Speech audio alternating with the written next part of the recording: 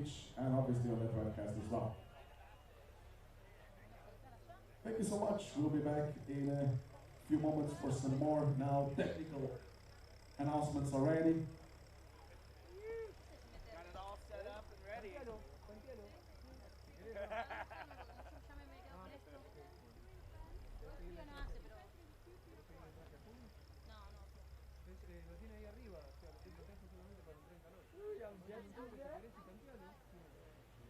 Once we start the pro women final, here are the competitors for that final. So if you want to grab a pencil and a paper and write down which are the numbers that you're competing on, who is on which number, that's going to help everybody to realize who is out there, who's leading, although obviously the comments from our webcast will help everybody a lot as well.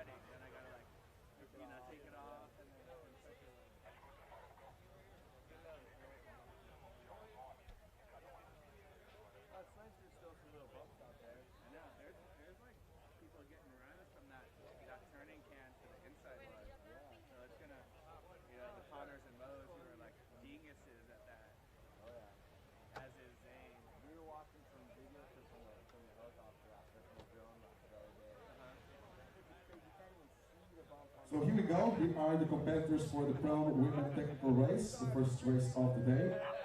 Number 87 will be Jordan Mercer from Australia. Number 82, Jasmine Smith from New Zealand. Number 88, Leanne Darling from Hawaii. 85, Catherine Zink, Denmark. 92, Cornelia Rigatti, Italia. Number 81, Flora Mansi, La France. 89, Team USA, DJ O'Brien. 83, Candice Murray, Republic of South Africa. Number 90, that's 90, Aisha Francis, Argentina. 86, Jane Davis from Channel Islands. And those are the ladies for the final.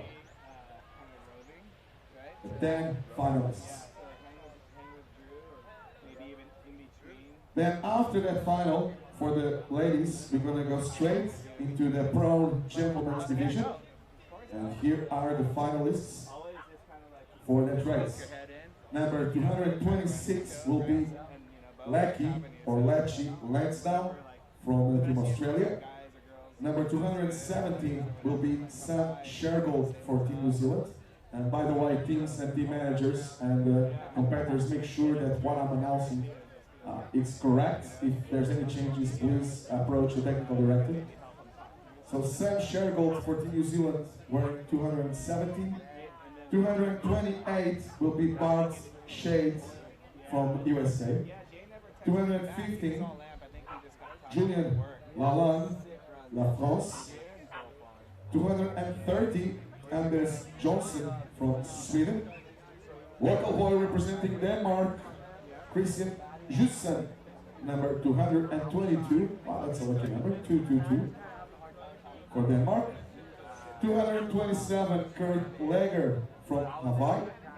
280, 218, Keith Beaton, Republic of South Africa. 231, Philip Edinger from Switzerland. 220, Hayotaro Kikuchi from Japan. 233, Olga Hassan Flood, from Austria. And number 224 will be Daniel Maggio from Team Italia. Those are the competitors for the Gentlemen's Pro Technical Race Final. We're going to be following that with the Ladies Stand-Up Paddle Technical Race Final. And here are the competitors for that race, the second to last final of the day. Number 70, Fiona Wild, Team USA.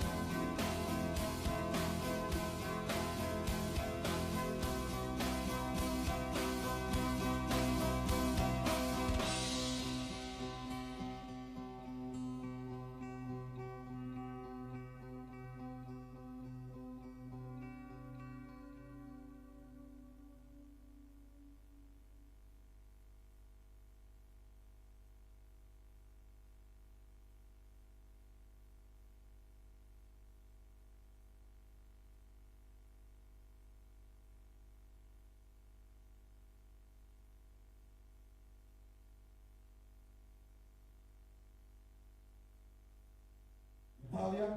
35, Gina Flinkman, Canada. 52, Laura Bartle, Australia. 74, Aline Adizaka, Brazil. 49, also Brazil, Barbara, Brazil. 53, Paulina Erpol from Germany. And the number 59, Juliana Gonzalez from Argentina. Now the men, check if your numbers are right for the final SUP men technical race. Gentlemen, competing for France, number 93 will be Artur Arutkin.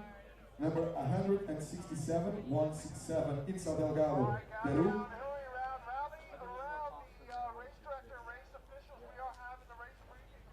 And I'll be back to that once our technical director will do his announcements from downstairs.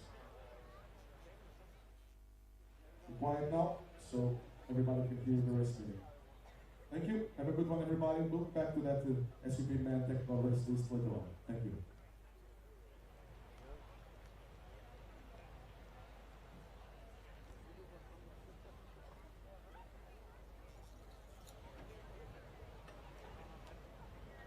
Our dear public and audience, right now is taking place downstairs. As you can see, we have technical director, our race meeting.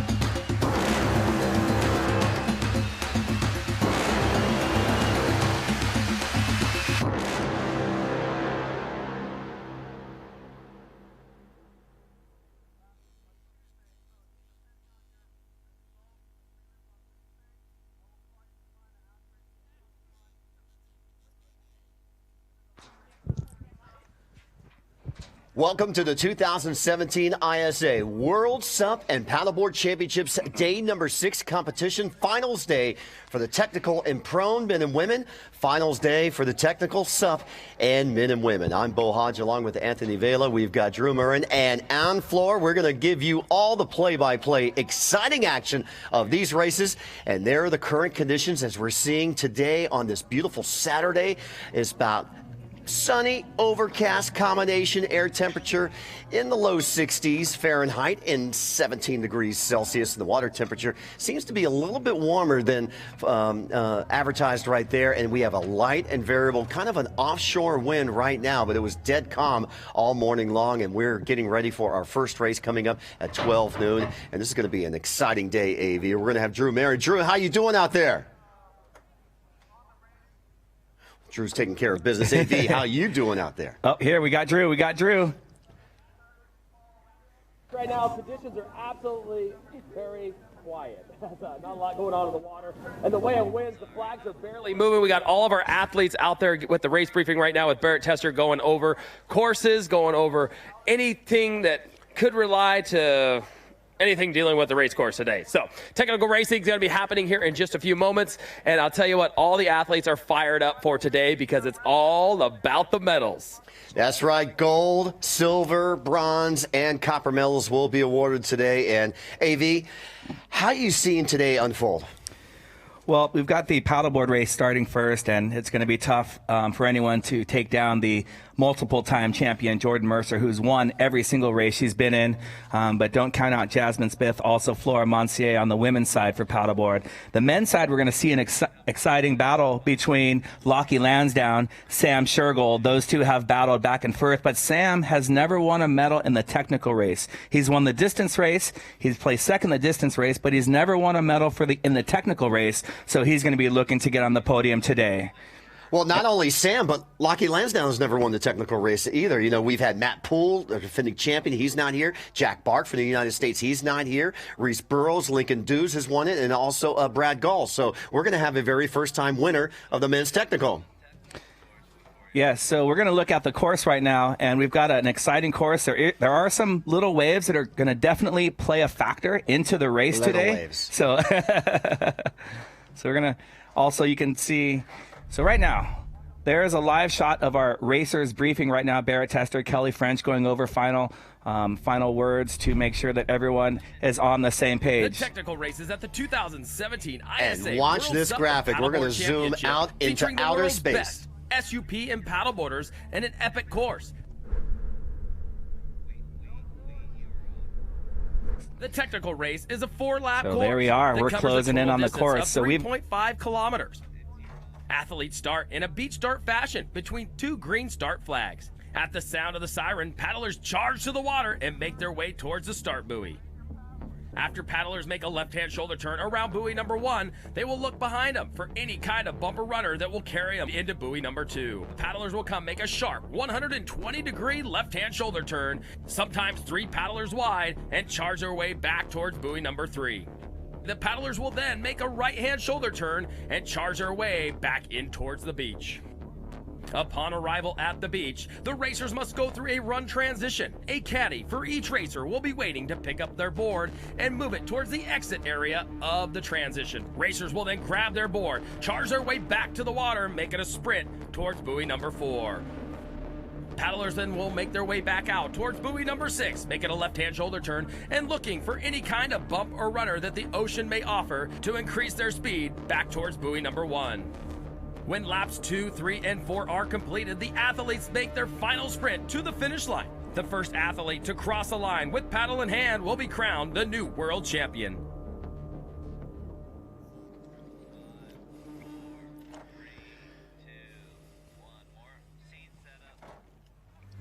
So there you go. There's the water patrol going out, positioning themselves for this race. And you saw the scene is the same as the semifinals. 1 starting lap, 3 course laps, but this time it is a final.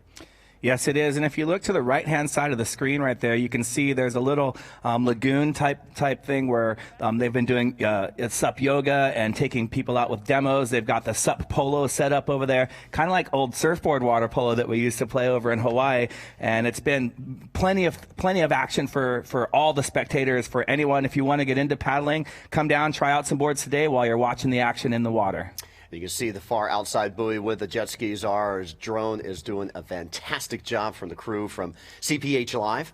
So if you look on the right-hand side of the screen, that's buoys 1, 2, and 3, and you can see there's some swells that are going into it. So that buoy that's on the right-hand side of your screen, that is going to be a crucial buoy, because I was watching warm-ups, and competitors are catching little runs from that buoy all the way to the buoy on the inside, where they're going to make a left shoulder turn, and then come to that yellow buoy that's in the center to make a right shoulder turn, and then into the shore. So there's 2 different sections where there's opportunities for all of the paddlers to catch little runs and waves, and you can see from this beautiful drone shot that against the jetty right there, the big jetty, that's where there's going to be runs. So those are the 3 critical turns that are going to play a role in the surf aspect of this technical race. Well, it's going to be exciting. Again, the order of sequence, as Drew told you, it will be the technical race for the women paddleboard first. We'll follow the technical race for the men's paddleboard second, and then we'll follow that. The SUP technical women will follow that, and then we'll end with the men's SUP technical today. Can Casper Steinfath win his 4th gold medal in his home country here at cold Hawaii? I mean, it is very possible.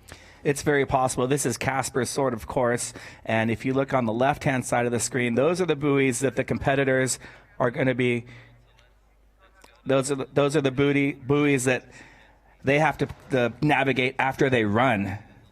So after the run, they've got some critical turns, and that's where competitors, I think with the running experience, the Australians that have the surf life-saving background, they're going to be able to take advantage of that run transition and try and break some people going into that first turning can after the run. Yeah, you can see the crowd and the audience getting ready here, and as you were saying, AV, is really exciting. Let's go out in the water. I believe Drew's on the back of the Wave Runner and the Water Patrol. Take it away, Drew. Hey, thanks, Bo. Yeah, I'm out here right now at this far inside buoy turn, and you're right, as we sit on the ski, you can see us undulating up and down right here. So a lot of these athletes coming into this area, there is some bump, a little bit of a runner like AV and you were talking about to carry them into these turns. So the most exciting part is going to be at buoy number 2 and buoy number 5 when the athletes try to make that big sharp 120-degree turn and head back out to the ocean.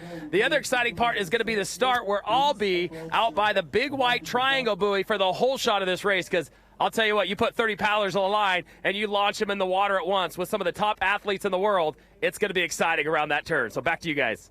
Thank you so much, Drew. We're going to put Drew in the middle of the race, in the race, on the race, on top of the race. This is going to be a whole lot of fun.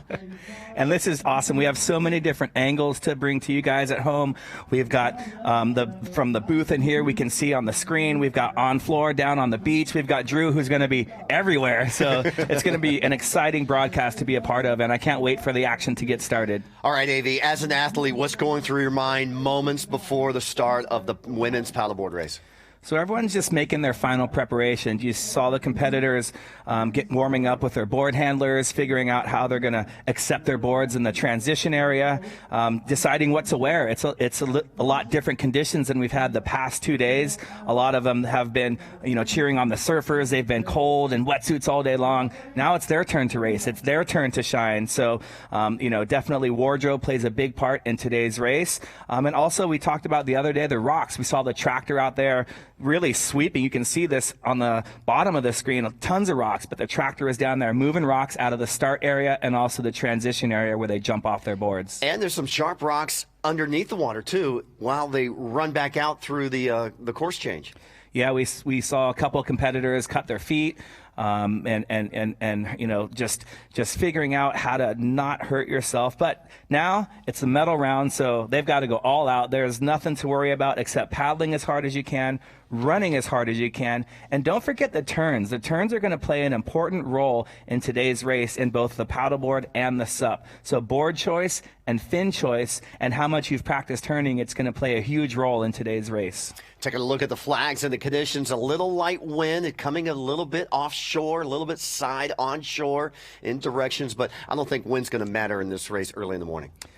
Yeah, I don't think wind's going to matter at all, and we are going to be watching some cool stuff coming up with the racing. Hey, let's not forget the SUP women results. Annabelle Anderson, Sony Honshad first and second, Olivia Piani third, and Fiona Wild fourth place in the women's SUP. And in the women's prone, it was obviously Jordan Mercer winning her fifth gold medal and the fifth performance here. She missed last year due to injury, but Jessica Miller and Catherine Zink, Leth Espesen were all in that foursome pack going into the final. We didn't know who was going to win the women's distance. Yeah, that was incredible. And let's check out how we got here from Copenhagen. So we're going to check out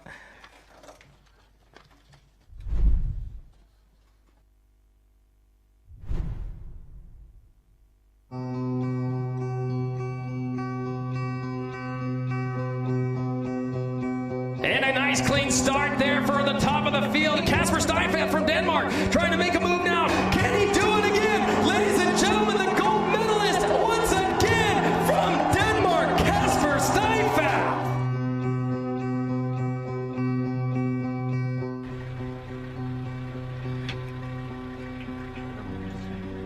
We're going to cold Hawaii. Bye-bye Copenhagen.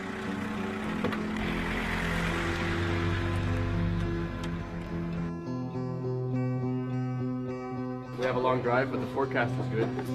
4.9 meters. How would that be for the technical race final?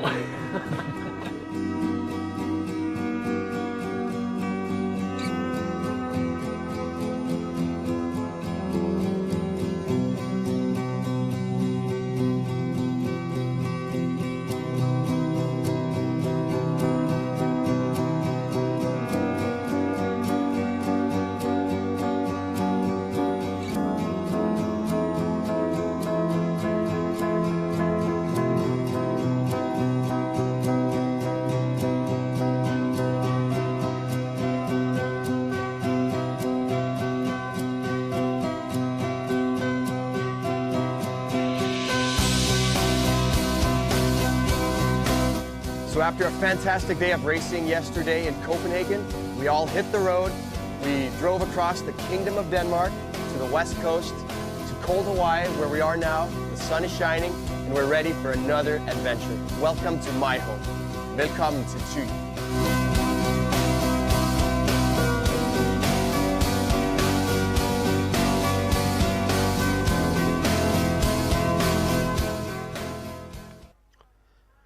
Welcome back to the 2017 ISA World SUP and Paddleboard Championships Day number 6. Technical races in both paddleboard and SUP, men and women. Today are finals. And here we go. We are zooming in. Let's check in with Drew back on the beach. And Drew, we are just moments away from a start. Thanks, Bo. I'm not on the beach. I'm actually out at the Red Bull start buoy, which is, so remember, bring some of the athletes out.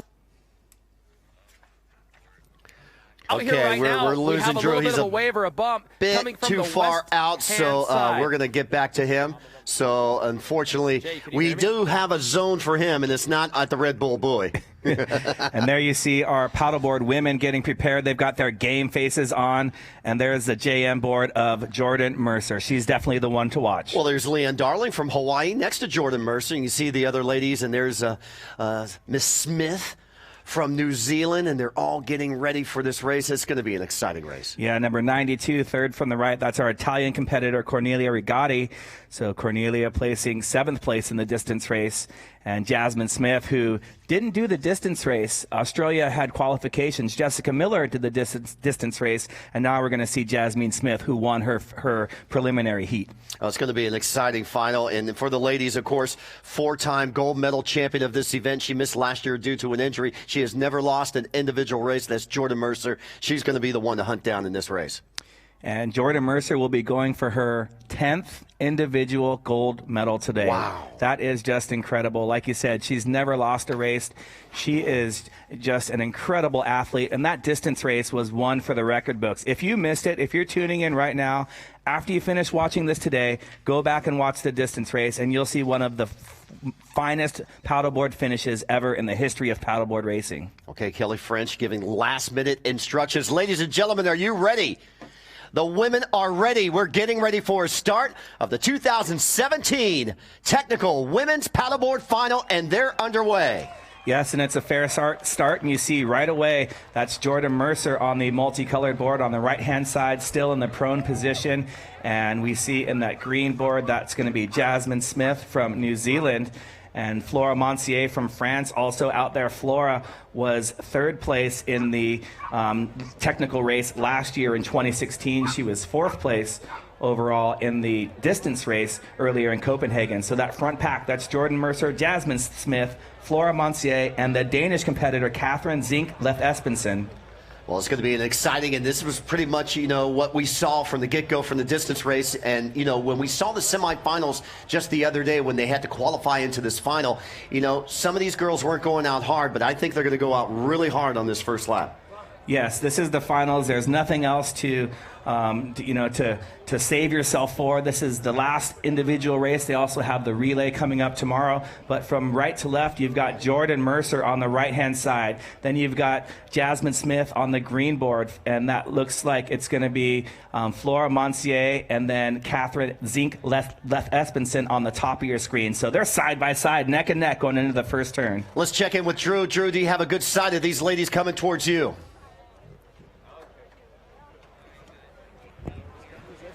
Okay, we had to switch microphones, so we apologize for that. We were going to have him call the play-by-play as they were heading out to the first, but here we go. We're watching these ladies in the both kneeling position and in the prone position, AV. Yeah, and you can see the surf. Like when they're paddling out, you can see the waves. There are definitely waves that are going to play a role in today's race. Not breaking waves, but there are waves that these competitors can catch. And, of course, Jordan Mercer going into this first turn, she's got the inside. Okay, let's watch this first turn. It'll be Mercer on her knees on the turn, heading to the buoy. She'll be to the left-hand side. She always likes to be close to the buoy on the turns. Yep, that's a smart maneuver, and the Red Bull athlete going around the Red Bull buoy, and just like that, So right away, there were four side by side, and just with that one turn, Jordan Mercer's able to get out front. She jumps right to her knees. That's the more powerful position, so you'll see her stretch it out right here in this long straightaway as we go into our next turn. But now we've got 2x2 side by side. That's Jordan Mercer and Jasmine Smith on the green board right next to her. Okay, who's behind them?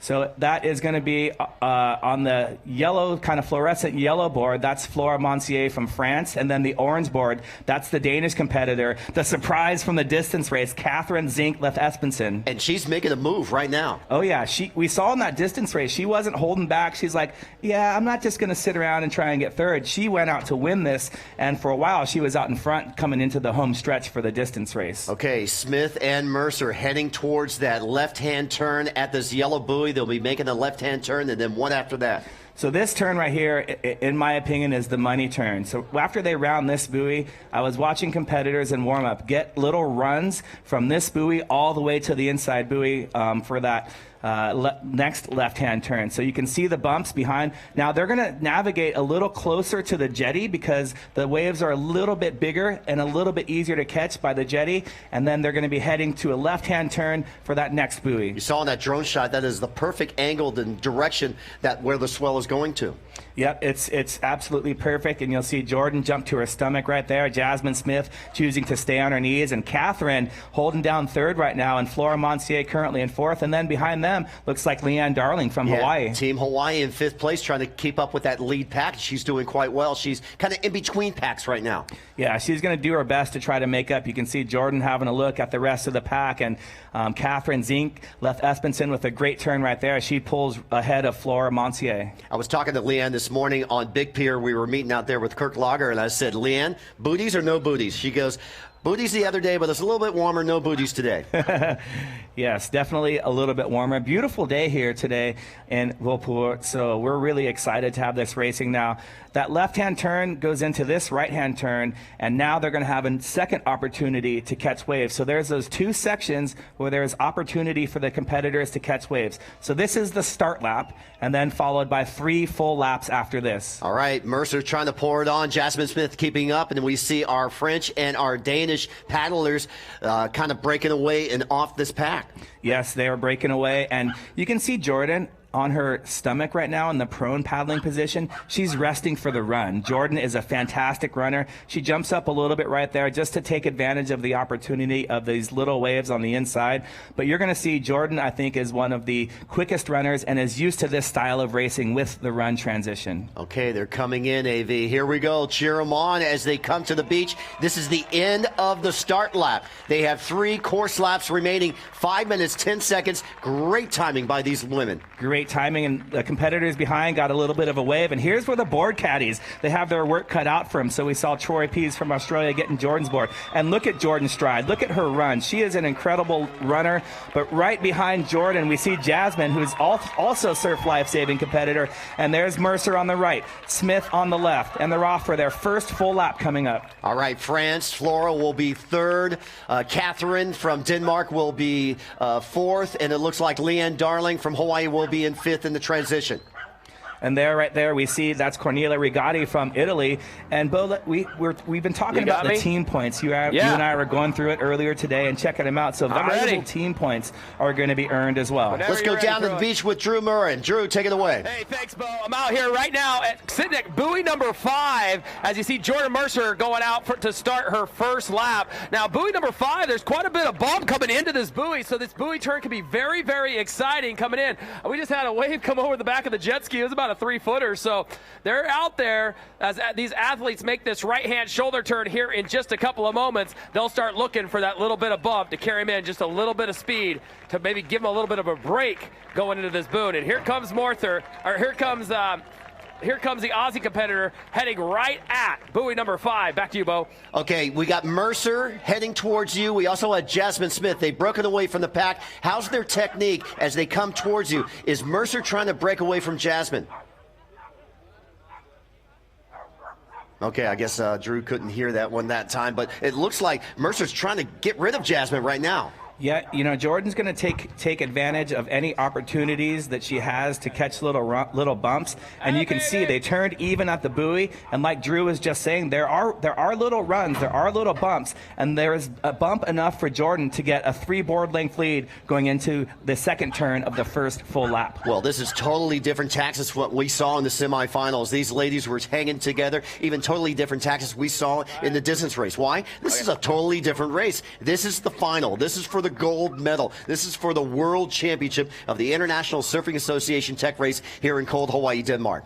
Yes, and also, you know, it's called the technical race because they've got their run transition. They have to dismount and mount their boards several times during the race, but also catching these little runs is something that's very technical. The more experienced paddlers, both in the paddleboard race and in the SUP race that we'll see later on today, the more experienced, the faster paddlers, they are masters at catching and milking every little bump. Okay, coming up on the 8-minute mark on screen, you can see Catherine from Denmark. You see Flora from France. They are 3 and 4 right now, but remember, they were in that lead group starting the starting lap, but now starting the course lap, they're finding themselves dragged behind, way behind of Smith and Mercer out in first and second. Yeah, Jasmine Smith, former copper medal winner, and she is going to be sticking to Jordan as close as she can. I think Jordan's going to pull away with this. There's too many bumps, and Jordan is a master at the bumps with her 6 Molokai. So turns 4 and 5, those are what I call the hurt turns. After the run transition, they've got to get on their boards, and that's where you'll see in the SUP especially, where it's going to spread out, and really the people that are used to running are going to take advantage of those hurt buoys right there. And look at Jordan Mercer right now. She is in a full sprint mode. Yeah, that's absolutely perfect technique. If you're a paddleboarder and you want to see perfect technique, watch Jordan Mercer right here. But look at the move, you guys. Sorry to interrupt. Look at the move between third and fourth right now. Between the last 2 buoy turns, these two have swapped paint now on 2 different occasions. And now on this long right to left run across the screen, it is just an all-out battle.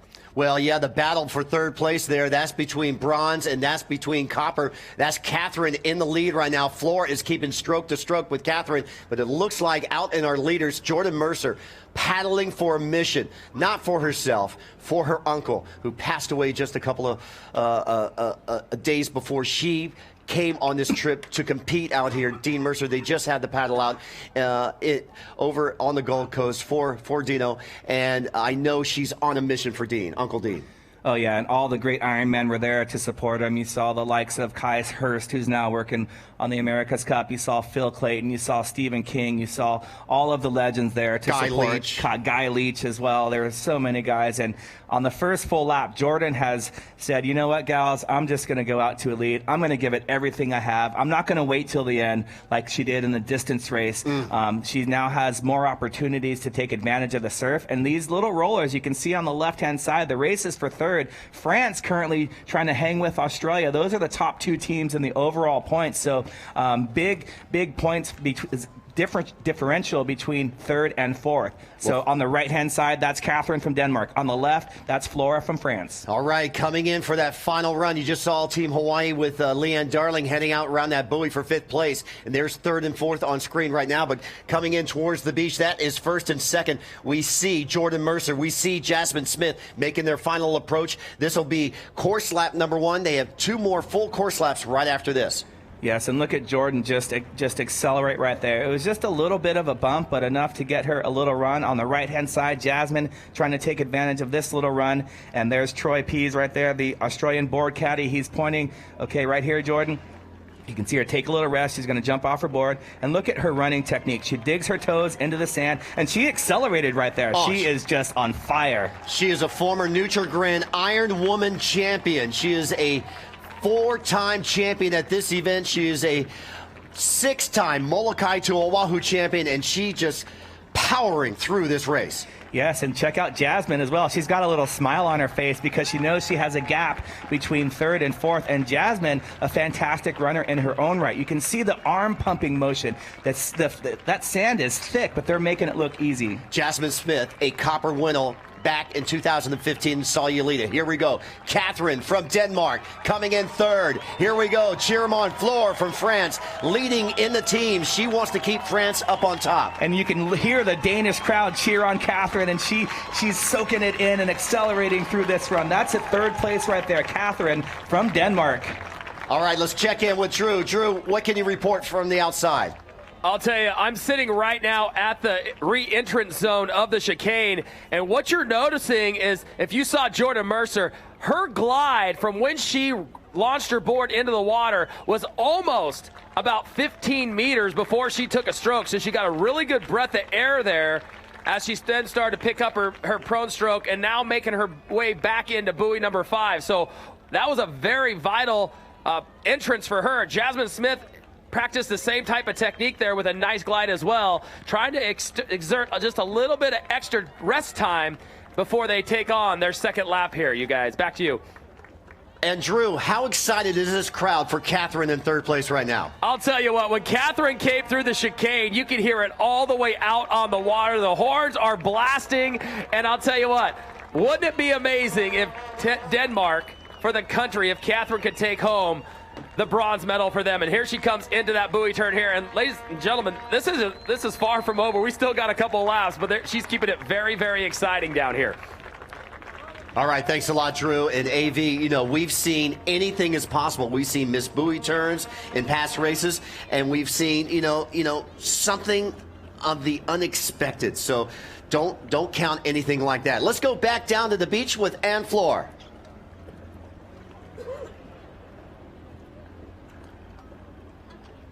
Run.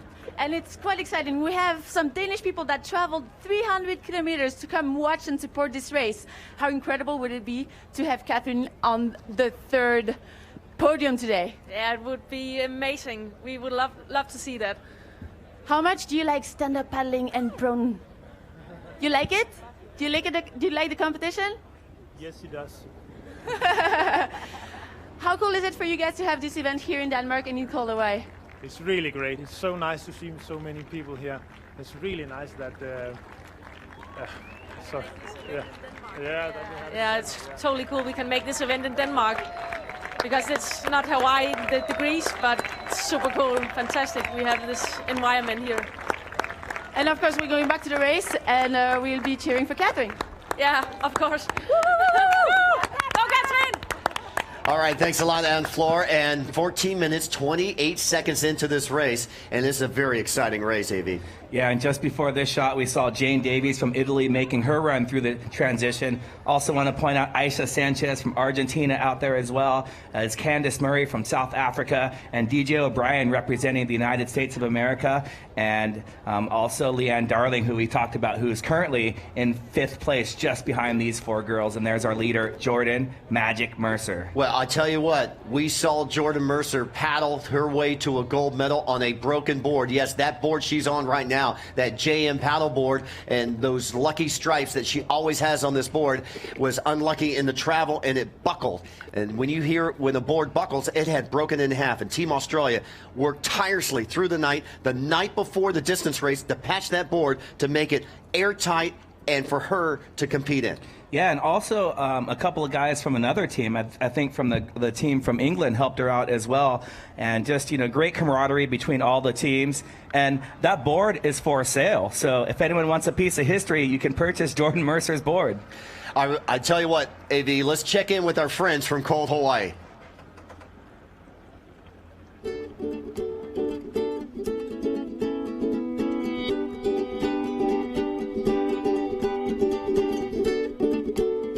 This year, the 2017 ISA SUP and Paddleboard Championships is taking place in Denmark. The local host nonprofit organization called the Friends of Cold Hawaii are participating in the event with over 200 members strong. I'm Morten, and I'm doing the event side production. My name is Matthias, and I'm volunteering for the medical team here. I'm doing the lights. For just €10, you can become a member of the Friends of Cold Hawaii and support this great cause. Go to copencoldhawaii.com for more information. Hi, my name is Ole. I'm part of the media team. Hi, my name is Nikolai, and I'm part of the crew at Copenhagen, Hawaii. If you join before September 11th, you get entered into a raffle where you have a chance to win one of 5 one-week stays here in cold Hawaii. So become a member and support the volunteer program of this amazing event.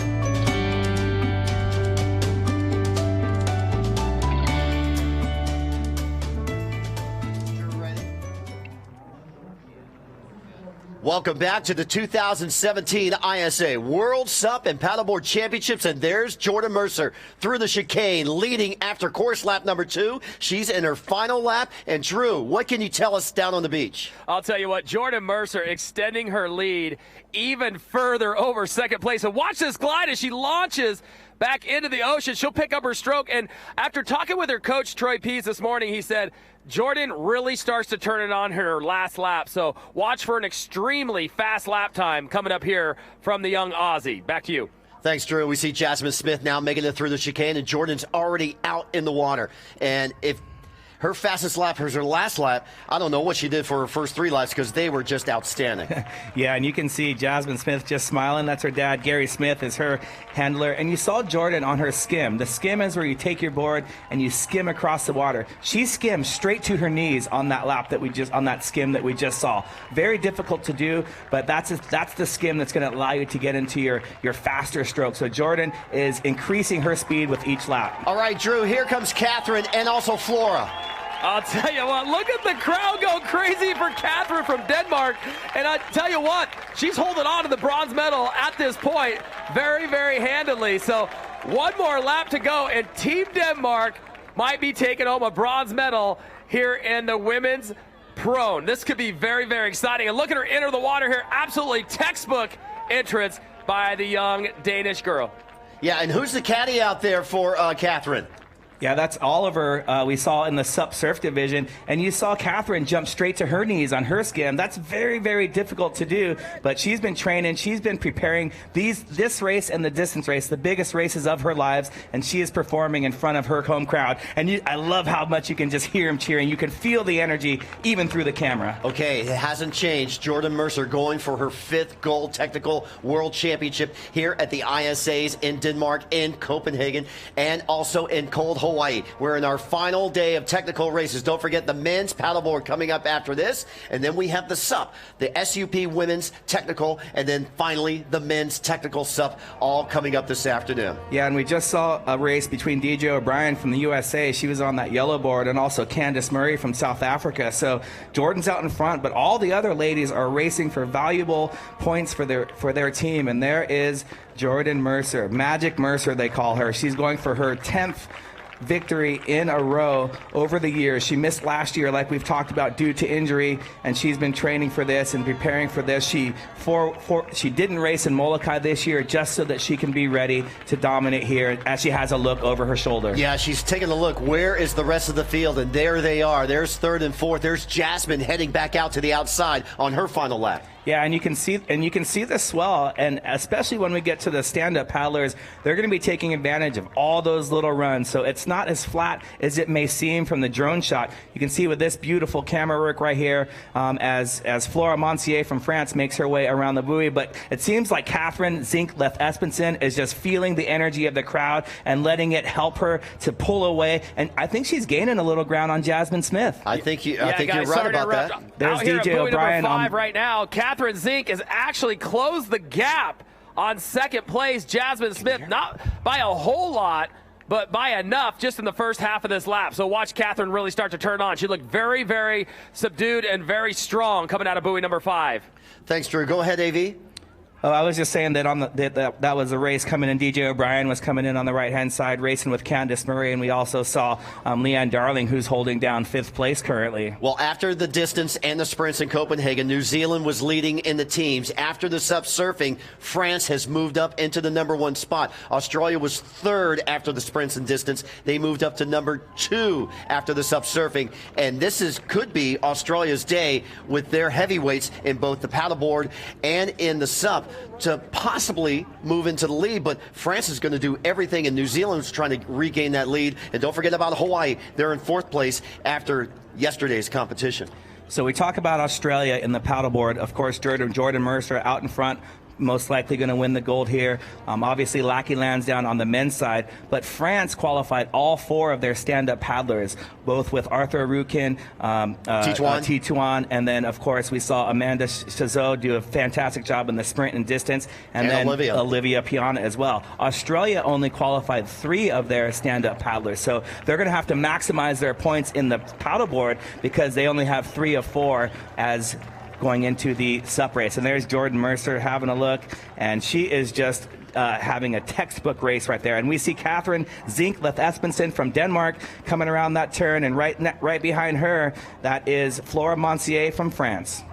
What an exciting day of technical races here in cold Hawaii at Fort Poor. And we are excited to bring you all the exciting action and, of course, our great sponsors, including Mia Tang and Fea Partner 2 and Sparkazamo 2, all the great sponsors and our production staff of CPH Live, bringing you this year's 2017 ISA World SUP and Paddleboard Championships, and the great drone footage, the great camera angles. The coverage here is just amazing.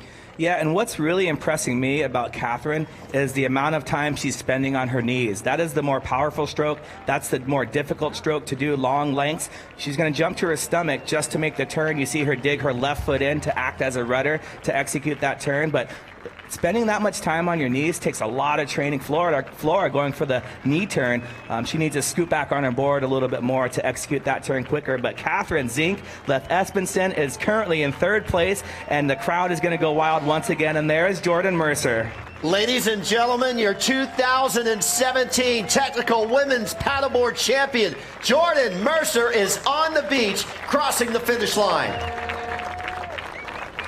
And she is enjoying this moment with everybody. Drew. I'll tell you what, just the audience, the sound is electric on the beach right now. Jordan Mercer, the most decorated ISA athlete, adds another gold to her quiver. And her coach, her whole team is down there cheering her on right now. Absolutely one of the most incredible feelings down there. Let's go down to Ann Flora with this year's 5-time winner of this event. Jordan, this is your 2nd world champ title this week. How incredible is this moment for you? Yeah, it is an incredible feeling. Today, more than anything, I just wanted to go out and, for my team Australia, put on the best racing performance I possibly could do to inspire them, get our momentum happening. And Kat.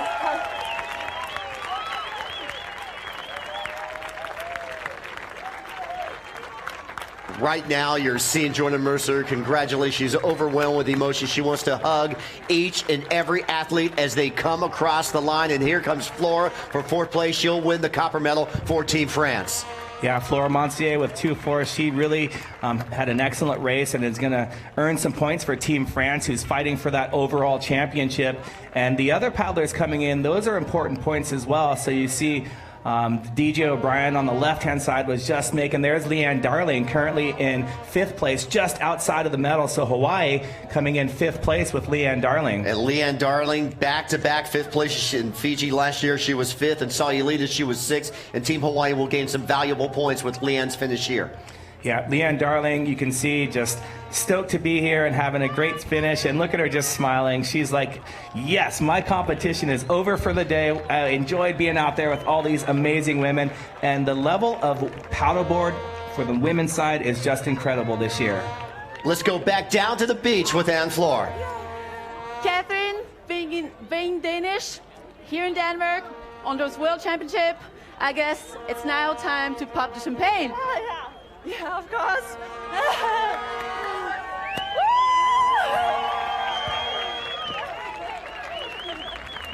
You gotta say a couple words to all the Danish people watching here, the crowd on the beach, and all the people supporting you here in Denmark. Thank you so much. Thank you, family and friends, for coming all the way over here. And yeah, it's amazing. It's yeah, can't believe it. It's like a dream. What sort of emotion are you feeling right now? How is it to be sharing that with the whole stand-up and paddle community here in Denmark? Oh, yeah, I don't know what to say. It's amazing. So many smiles, so many, yeah, I don't know. It's, yeah. What would be the moment that you will cherish forever? I will remember how tough it is. It's so tough, but it's nice to finish. It's amazing. And then here in Denmark, it's unbelievable. Can we hear a big round of applause for Catherine that's been doing so amazing? Thank you. Congratulations. Thanks. All right, thank you so much, Em Floor, and congratulations to all of our athletes competing here at the technical race. Recapping, Jordan Mercer, her 5th gold medal in 2012, 13, 14, 15, and now 17. And she is followed by silver medalist Jasmine Smith with the bronze, Catherine Zink, Leth Espensen, and in 4th, Flora Monsier with Leanne Darling in 5th. We're going to take a short commercial break. When we come back, we'll set up the men's race of the Prone Technical Paddleboard. Stay tuned. You're watching ISAWorlds.com and the 2017 ISA World SUP and Paddleboard Championships. Well, here we go.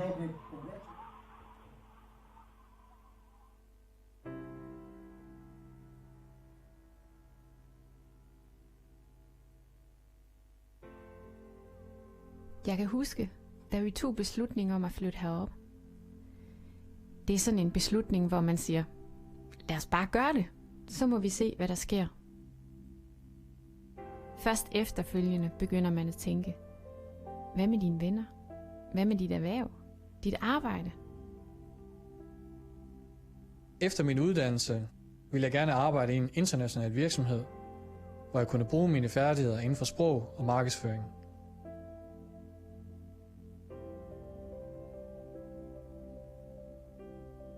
Så valgte jeg at blive selvstændig med Thy som base. Og verden er jo blevet så lille. Så herfra kan jeg sagtens snakke med folk i Asien eller Sydeuropa. Det er dejligt at arbejde i naturen. Der er masser af plads og frisk luft. Og der er ro til at samle tankerne. Og roen gør, at det er lettere at slappe af, når man er fri. Vi begyndte med at være 5. Nu er vi 25. Jeg troede aldrig, det ville blive så stort. Vi hjælper hinanden, og vi lærer hinanden hele tiden. Selvom man bare er en mindre brik i en stor industri, så er det spændende at være med til noget, der gør en forskel. Og bagefter kan man have det sådan helt. Hold da kæft, det er jo med til at påvirke. Det kan lykkes.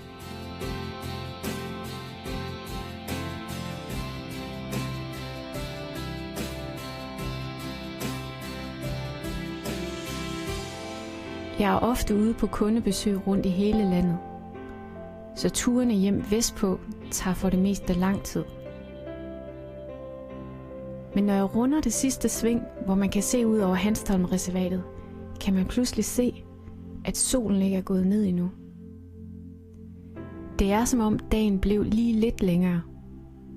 Og så får jeg den her følelse af, nu er jeg hjemme igen. Nu er jeg landet.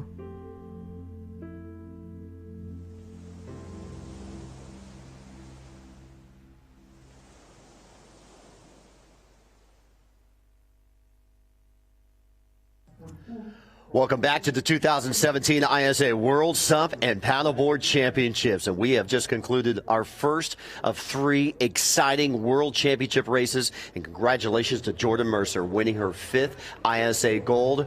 Her 11th gold medal, 10 gold medals. And let's take out a look at the course coming up for the men.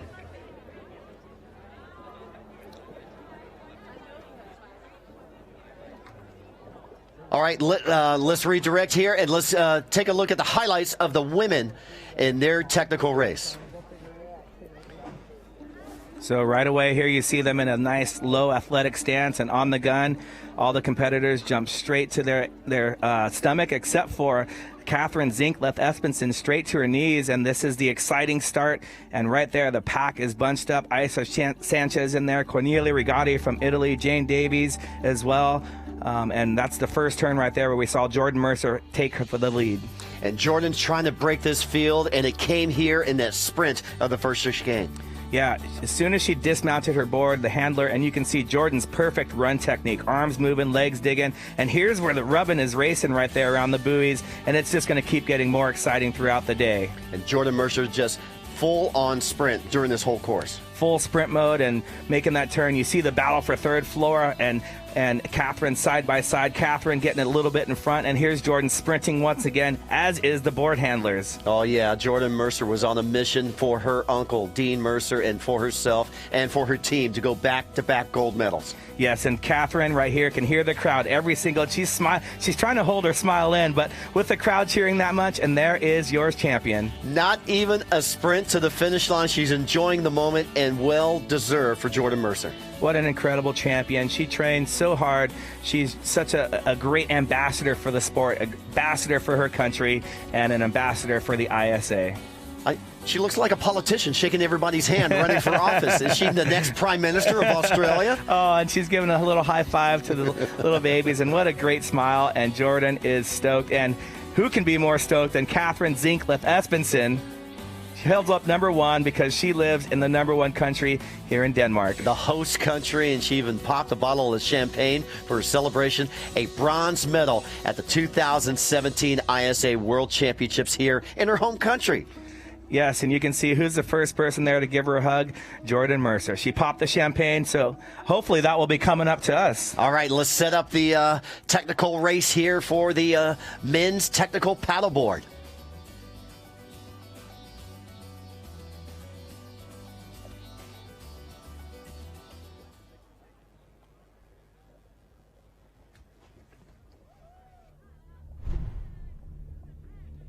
The technical races at the 2017 ISA World SUP and Paddleboard Championship, featuring the world's best SUP and paddleboarders and an epic course. The technical race is a 4-lap course that covers a total distance of 3.5 kilometers. Athletes start in a beach start fashion between 2 green start flags. At the sound of the siren, paddlers charge to the water and make their way towards the start buoy.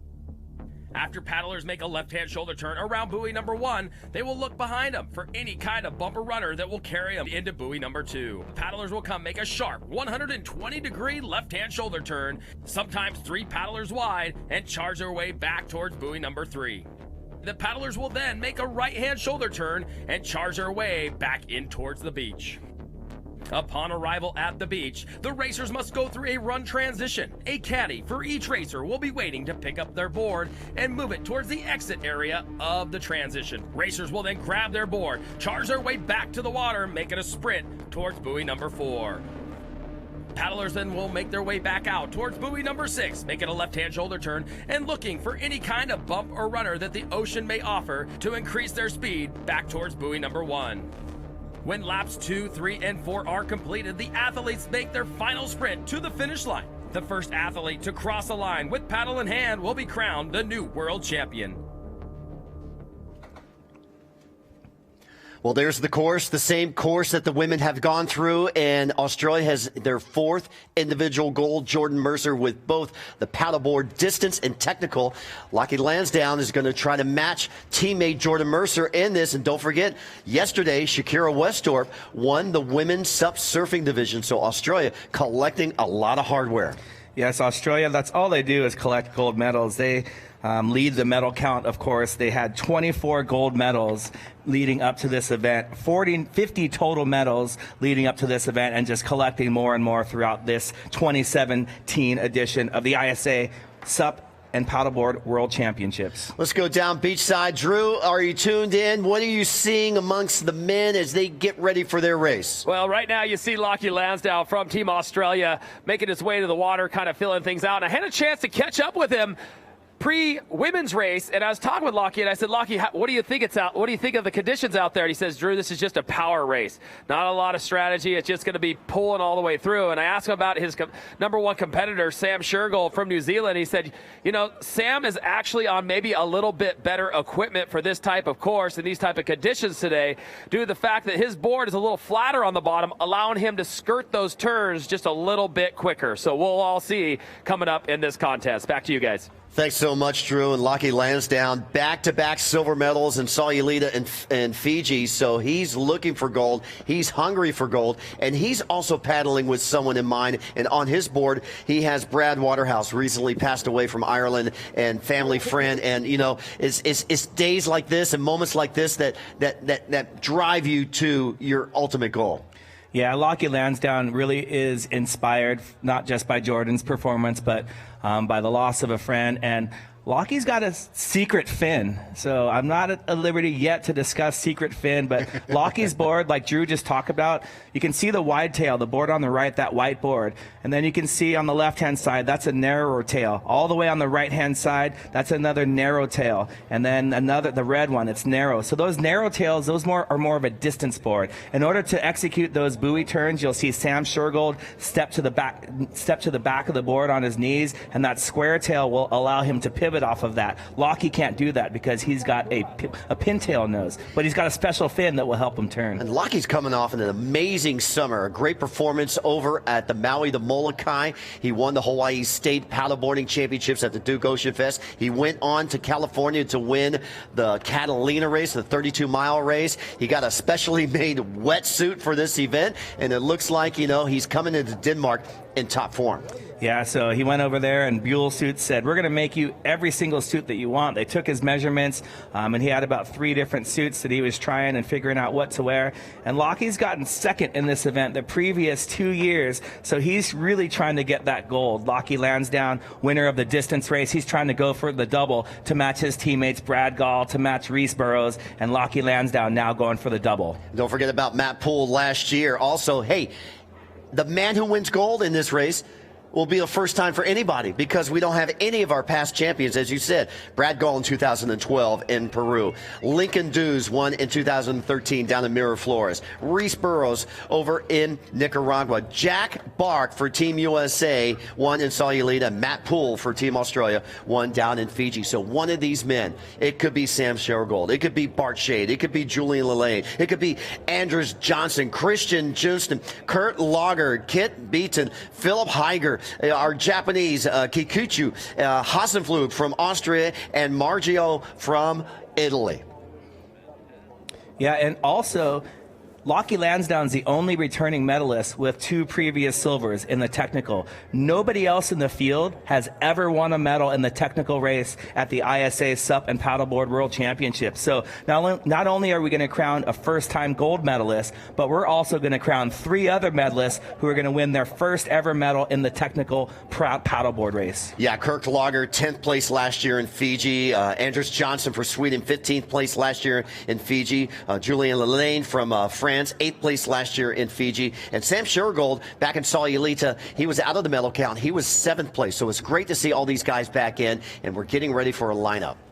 So right there is number 220. That's Ryotaro Kikuchi, who you mentioned. And he's just a youngster, 16 years old, won the Japanese national championship. So he's going to be the youngest competitor. And with just an 8th place finish in the distance race, he's looking for a medal. And you can see him patting his legs down, slapping his face. He's getting psyched up. Well, let's see. Jordan Mercer came in at around 23 minutes, and that was good pacing. Let's see how the guys do on their technique. You think the same thing? These guys are going to go out hard and fast? Yes, there's no holding back. I'm going to say the guys are going to break 20 minutes, and it looks like they're ready for the start. Okay, ladies and gentlemen, let's cheer them on. The 2017 men's paddleboard technical race ready for a start. We'll throw it down to Drew, and what do you see on the start of this race? I'll tell you what, all the athletes lined up right now, but I do want to point out the local boy, Christian Justison. He's actually one of the volunteer water safety officials actually competing in this race. So he told the boys on the jet skis today, he's like, hey, you think you guys could throw me a little wave? So we'll see how that plays out. But the start's looking really, really fine so far. Hopefully it's a clean one. We can see Kurt Lager. He's there in the middle, right next to Lockie Lansdowne and the 2 orange bark boards. And those guys are really ready. And right now for the whistle from Kelly French.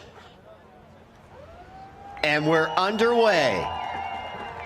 And here's the start. This year's 2017 men's technical paddleboard race for the ISA World SUP and Paddleboard World Championships.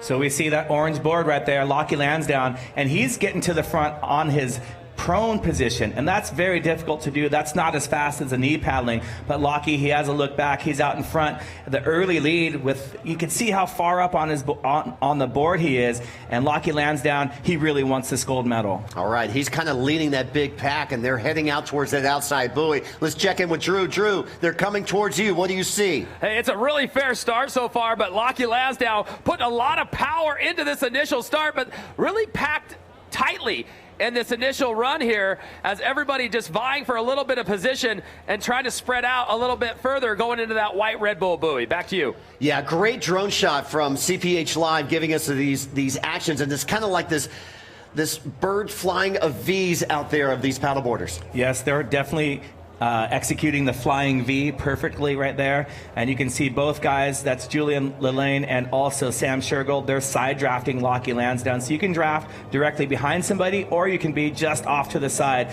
And on the left hand, on the bottom of the screen, that is Sam Shergold. He was second in the distance race. And also on the outside, that is Julian, the French competitor. So it's New Zealand, Australia, and France out in front. The top 3 teams heading into today's competition. And you know, these 3 teams really want to unseed Team Australia, but Australia has already won 1 gold today. Yes, and they're going to be making a left-hand turn right here. You see all the competitors on the 2 on the right drop into their stomach, and Sam Shergold going for that knee paddling turn like we talked about, that square tail allowing him to do that. You see Lockie dragging his left foot, and that's where Sam's going to have the advantage on the turns. Lockie will have the advantage catching the little runs in, and there's a pileup. And look at the traffic jam on the Red Bull buoy.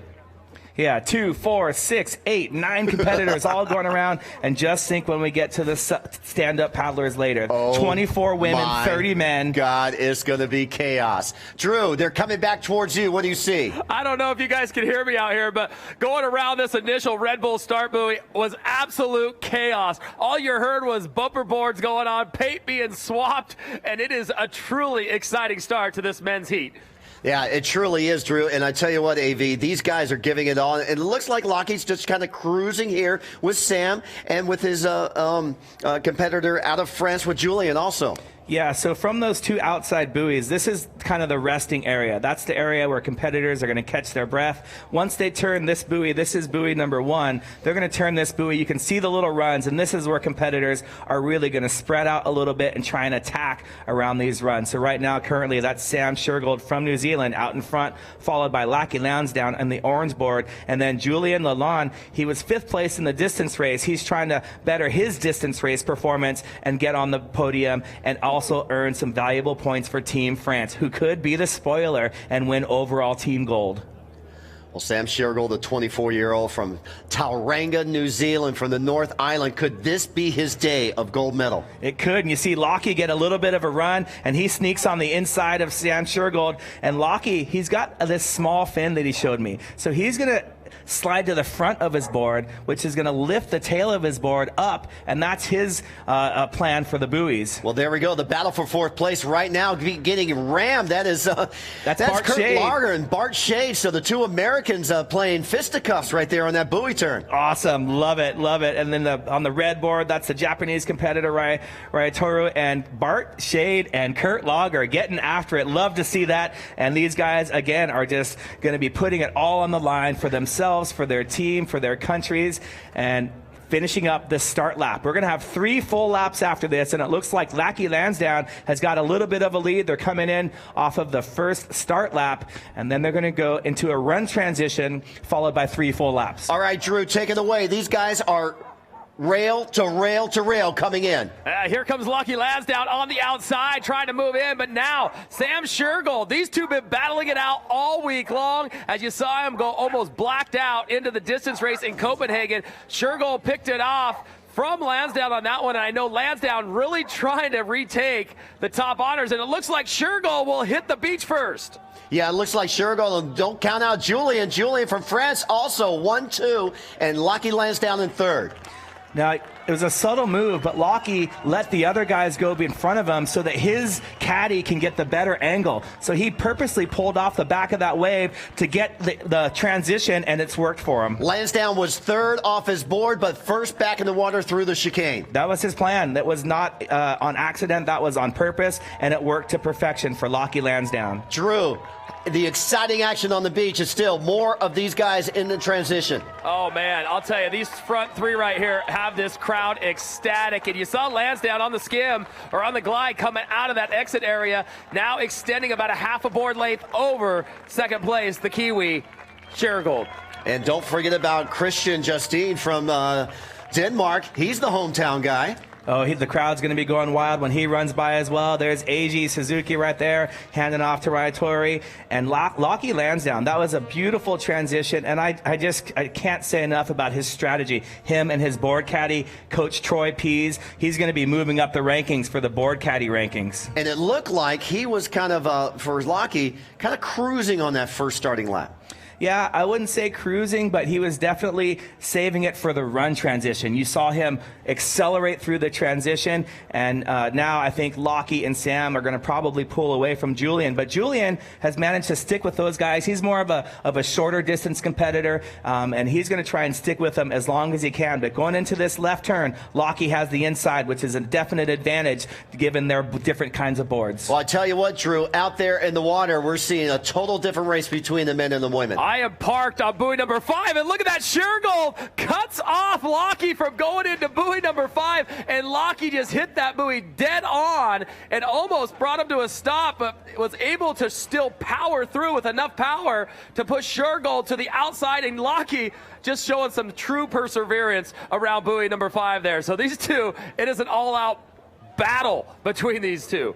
Well, I'll tell you what, thanks a lot, Drew. Hey, AV, this is a war out there in the water. It's a war, and Sam Shergold tried to pinch Lockie, who had the inside, but Lockie says, not today, buddy. I'm going for gold here, and that's exactly what he did. He was able to hold off Sam Shergold, who was trying to just pinch him around the buoy, so looks like hopefully we can get a replay of that.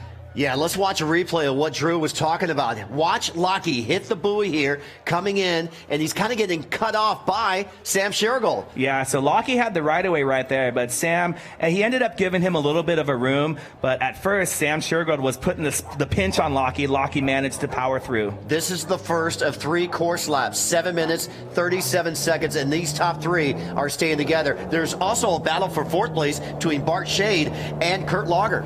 Yeah, Bart Shade doing a great job for Team USA. 3rd place in the distance race. The 55-year-old, that's right, 5'5", and he is just out there in 4th place right now. Go, Bart, go. And I tell you what, lifeguard captain Kurt Lager is not going to give any inch to him. He's the training officer for the city and county of Honolulu. And check out Lockie maintaining that inside position. He's such a smart competitor. Lockie Lansdowne, again, on the inside in the orange board. Sam Shergold from New Zealand on the outside of Lockie. And just behind them from France, Julien Lalonde. And you can see the graphic right there. What a great job by the production team, getting us the replays, getting all the action. And we're going to see tight turns like we just saw every single turn. Now, here is the money turns right here. This is where you see Sam Shergold going to the outside. This is where they're going to catch some runs and try to milk the waves. Well, these guys have had huge accomplishments in their life, and talking with Sam Shergold, his biggest accomplishment, not a race win, but the first prone paddler at Chopes at Teopo in Tahiti. Yes, that was some excellent footage of him getting barreled. And these guys know how to surf, not the 12-foot boards that they're on now, the 10-6 boards that they're used to racing on for some of the shorter distances. But Sam Shergold trying to get a little bit of a run. Lockie says, go ahead, you can go in front of me. I'm not going to battle around this buoy right here. Yeah, I don't want to bump rails anymore. I don't want to be stuck on a buoy. So Sam goes first, Lockie second, Julian third. You can see Bart Shade currently in 4th place. He's broken away from Kurt Lager. And who's behind Kurt right now? It's hard to tell. We're going to have to get a number on that. But right behind Kurt Lager, I believe it's going to be Anders Johnson from Sweden. So we'll see if we can get a little bit of a closer look. But just from my eye, it looks like that. We're getting closer at 2:30. That is going to be Christian Justine from Denmark, actually. And there you see a beautiful shot right there. Bart Shade using the jump back technique. He jumps back. That gets the nose of his board up. There's Kurt Lager from Hawaii. And there is a competitor from Denmark coming in right there. That's Christian. Well, it might be Andres. He's either Christian or Andres. He's either 2:30 or 2:22. And it looks like it's 2:30. That's Andres. So there's your top 6. And again, these guys are finishing up their first course lap. Yeah, that was right there off screen. We saw Anders Johnson, but the currently just behind Kurt Lager, that is Christian Justine, the Danish competitor. And there's our battle for first. Lockie Lansdowne on the orange board, Sam Shergold on the, I would call it fluorescent orange and green board, and those two are side by side. And this run transition is going to be awesome. Okay, let's throw it down to Drew. You got it, buddy.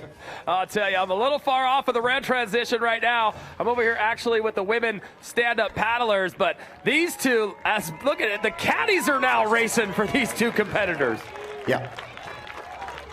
Okay, thanks a lot, Drew. And here they come. And we're not seeing Lockie on that full-out sprint. He's keeping shoulder to shoulder to Sam.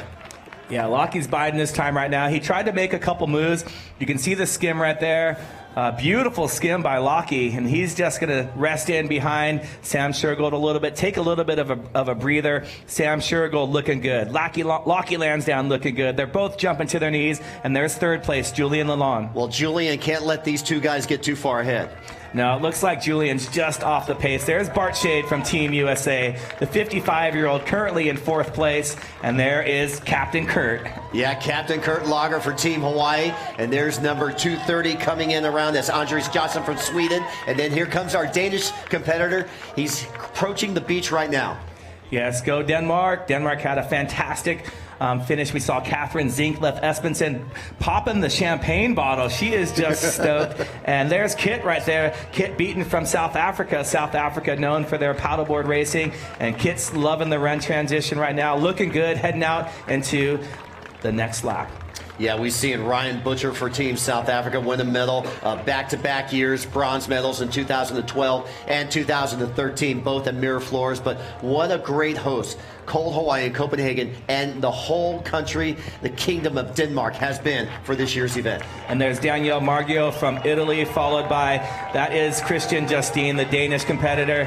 And Christian's going to take a little sip of water, and he's going to get some cheers from the crowd. And check out the water caddies. They got a tough job out there today as well. So you got board caddies, you got water caddies, you got fans, you got teammates. I mean, everybody's here. It's really a true team effort to make help these competitors paddle the best that they can in order to try and finish this race on top. Well, we're going to finish this race. We're going to have a short commercial break. When we come back, we are halfway through the second half of the men's technical race. You're watching the 2017 ISA World SUP and Paddleboard Championships live at isaworlds.com.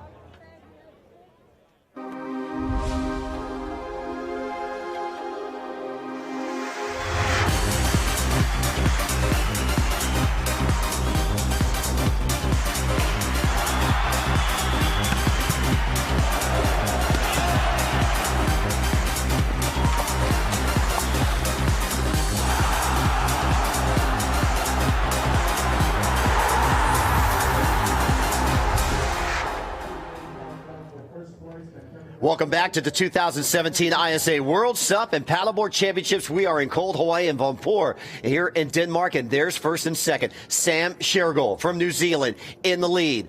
Lockie Lansdowne currently in second place from Australia. And out behind them is Julian Lalonde from France in third place. Bart Shade for Team USA currently in fourth. And Kurt Lager for Team Hawaii in fifth place. And there's Julian Lalonde. Yeah, and you can see Julian trying to make a move. He can tell that the top two guys, Sam Shergold and Lockie Lansdowne, are kind of slowing down a little bit. So Julian's making a move to try and get back on the draft train. And it looks like he's made up probably about 3 board lengths. He's cut the lead in half. Well, if he lets these guys go, he'll never have a chance to catch up. Yeah, he won't. And again, we keep talking about the team points in France right in there in the medal hunt. So if they can get a third, second, or first, that's really going to help them. We saw Flora Montier with a fourth place as well. And remember, France has all 4 of their stand-up paddlers coming up later. New Zealand has 4. Australia only has 3. So exciting. Who's going to win the overall team gold medal? Right now, France leading, entering in today's competition. Remember, France is the defending junior world team champion. They just recently won the world surfing game, so they are going for a clean sweep here. And here we go. Lockie Lansdowne making his move on Sam Shergold. and you can see some little movements by Lockie to make sure that his board stays straight with that smaller fin that he's using. You can see this turn. He actually moves up on his board, whereas other competitors move back, and that new fin that he made himself, he cut it down. He's like, hey, Sam Shergold has an advantage with the square tail. I need to figure out a way to turn better. My board's better in the runs. We saw Lockie get ahead of him on that run, and he's doing great on the turns as well. There we see Bart Shade currently in 4th place, going for that copper medal. Right behind him as he keeps looking back, that's lifeguard captain Kurt Lager for Team Hawaii. And there you see the mix of guys coming in and around that buoy. Yeah, and Kurt Lager currently battling with Anders Johnson. That's a great battle right there. Kurt Lager right there in the center of your screen, and Anders Johnson from Sweden racing right there, and they're racing for 6th and 7th place currently. And these are two guys who live in Hawaii. Anders Johnson lives on the Wahoo. He's a multi-athlete in SUP and windsurfing and prone paddleboarding. He's doing it all here, especially for his birth country of Sweden. And look at Lockie Lansdowne. Yes. Lockie's got a little bit of a run, and he's got about 3 or 4 board lengths on Sam Shergold. Lockie Lansdowne putting the hammer down right there, and what an explosive move by the Australian. Let's go down to the beach and check in with Drew. Yeah, you saw Lockie Lansdowne make a huge move from buoy 1 to buoy 2, really utilizing that runner, extending his board length about 2 board lengths over 2nd place, Sam Shergold. And then again on buoy number 3, caught another runner, extending out to 4 to 5 board lengths. So very smart paddling there by Lansdowne for Team Australia. Well, I'll tell you what, AV, thanks, Drew. Was Sam gassed on that last lap? Sam was gassed, but I think it was just different boards. Lockie's board works better in the bumps, and he could have switched to a board with a wider tail, but, you know, it's kind of a gamble. If the waves were bigger and a little tougher, it would have been tough for Lockie, but these are perfect condition for his bark board. There's Julien Lalonde for Team France, leading in the team competition, and France has shown they brought their best paddlers, and then bam, that must have hurt for Julien. Yeah, it's tough right there at the start. It goes from about knee-deep to overhead, and so if you take one step too much, you're going to be a knee-deep, you're going to be over your head. If you take one step too soon, you see what happens right there. The fin hits the sand. All right, Drew, you see Bart Shade, Team USA, leading the charge for that copper medal. Bart Shade, I'll tell you, everybody back home is about to be cheering on the 55-year-old in the United States of America. I know they're all tuned in, and he's put on just a heck of a show here in Copenhagen earlier in the week, and now bringing it on to Vorapur. So Team USA, this, I call him young and heart individual, is definitely making his country proud. Hey, Drew, I want you to go look at Bart's board when he comes back in for the finish line. Does he have an AARP sticker on that board? You know, I saw him eating at the senior breakfast the other day, but I wasn't going to judge him. But I'll tell you who's just on fire right now and looking super strong coming into buoy number 5 is the young Australian. I mean, look at how tight he cuts this at buoy 5. I'm sitting out on the water right now on the safety ski, and he looks to be getting stronger and stronger now with about a 6 board length lead over 2nd place. Yeah, Lockie Lansdowne, he is fighting right now. This is the last lap, and Team Australia is getting ready by the finish line. We saw Harry Maskell, silver medalist in the surfing yesterday. Kai Bates, the Team Australia is getting ready to cheer Lockie up through the finish line, and there he is, Lockie Lansdowne. One little 100-meter stretch, he was able to take half of a foot lead into a 10 board length lead, and then he accelerated through the run transition. Lockie Lansdowne had a plan and is executing his game plan perfectly. Well, he is going for Brad Waterhouse on his board, a good friend who just recently passed away over in Ireland. And you know, Lockie Lansdowne has a dual passport with Ireland and Australia. And the Irish would love to recruit him for Team Ireland. We'd love to recruit him for Team USA. Or Team Hawaii. Unfortunately, or Team Brazil. That's not going to work. Hopefully, Jack Bark will be back next year. Jack, if you're watching, checking out your buddy Lockie Lansdowne. I know Joe Bark's going to be checking it out. And there is our Danish competitor, Christian Justine. What a race we're seeing unfold here in cold Hawaii, Denmark. The finals of the men's technical paddleboard. Coming up next, the women's SUP technical, and then we'll conclude it with the men's SUP technical race, so don't go anywhere. Wow, this is just an incredible performance, and not just by Lockie, Sam Shergold, Julian Lalonde, Bart Shade, Captain Kurt Lager, but Lockie Lansdowne, he is just out there for his team, and he has a little bit of an injury. He hurt his shoulder in a bicycling accident the other day, so Lockie Lansdowne, hurt shoulder, no problem. He's gonna ride the coattails of Jordan Mercer's win, and you can see him right there, stoked. Well, you know what? He has a little bit of a hurt pride. He's a two-time silver medalist in this race. Last year with his teammate Matt Poole, and 2 years ago back behind Jack Bark.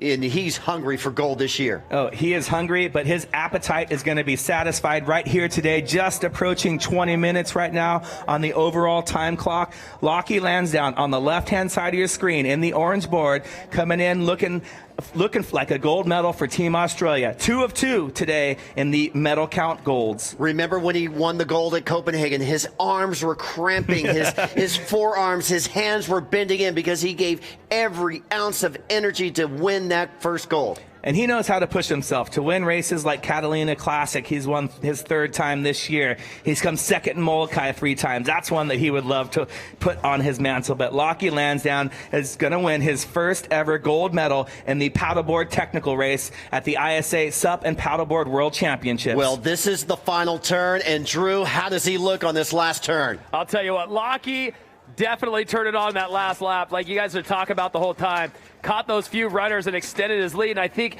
it really caught Sam Shergold by surprise, as Shergold in that lap just couldn't seem to catch up, and then Lockie just kind of ran away from him beyond that. So I think it kind of really surprised him in that lap. Unfortunately, the Kiwi will drop to 2nd and take home the silver medal.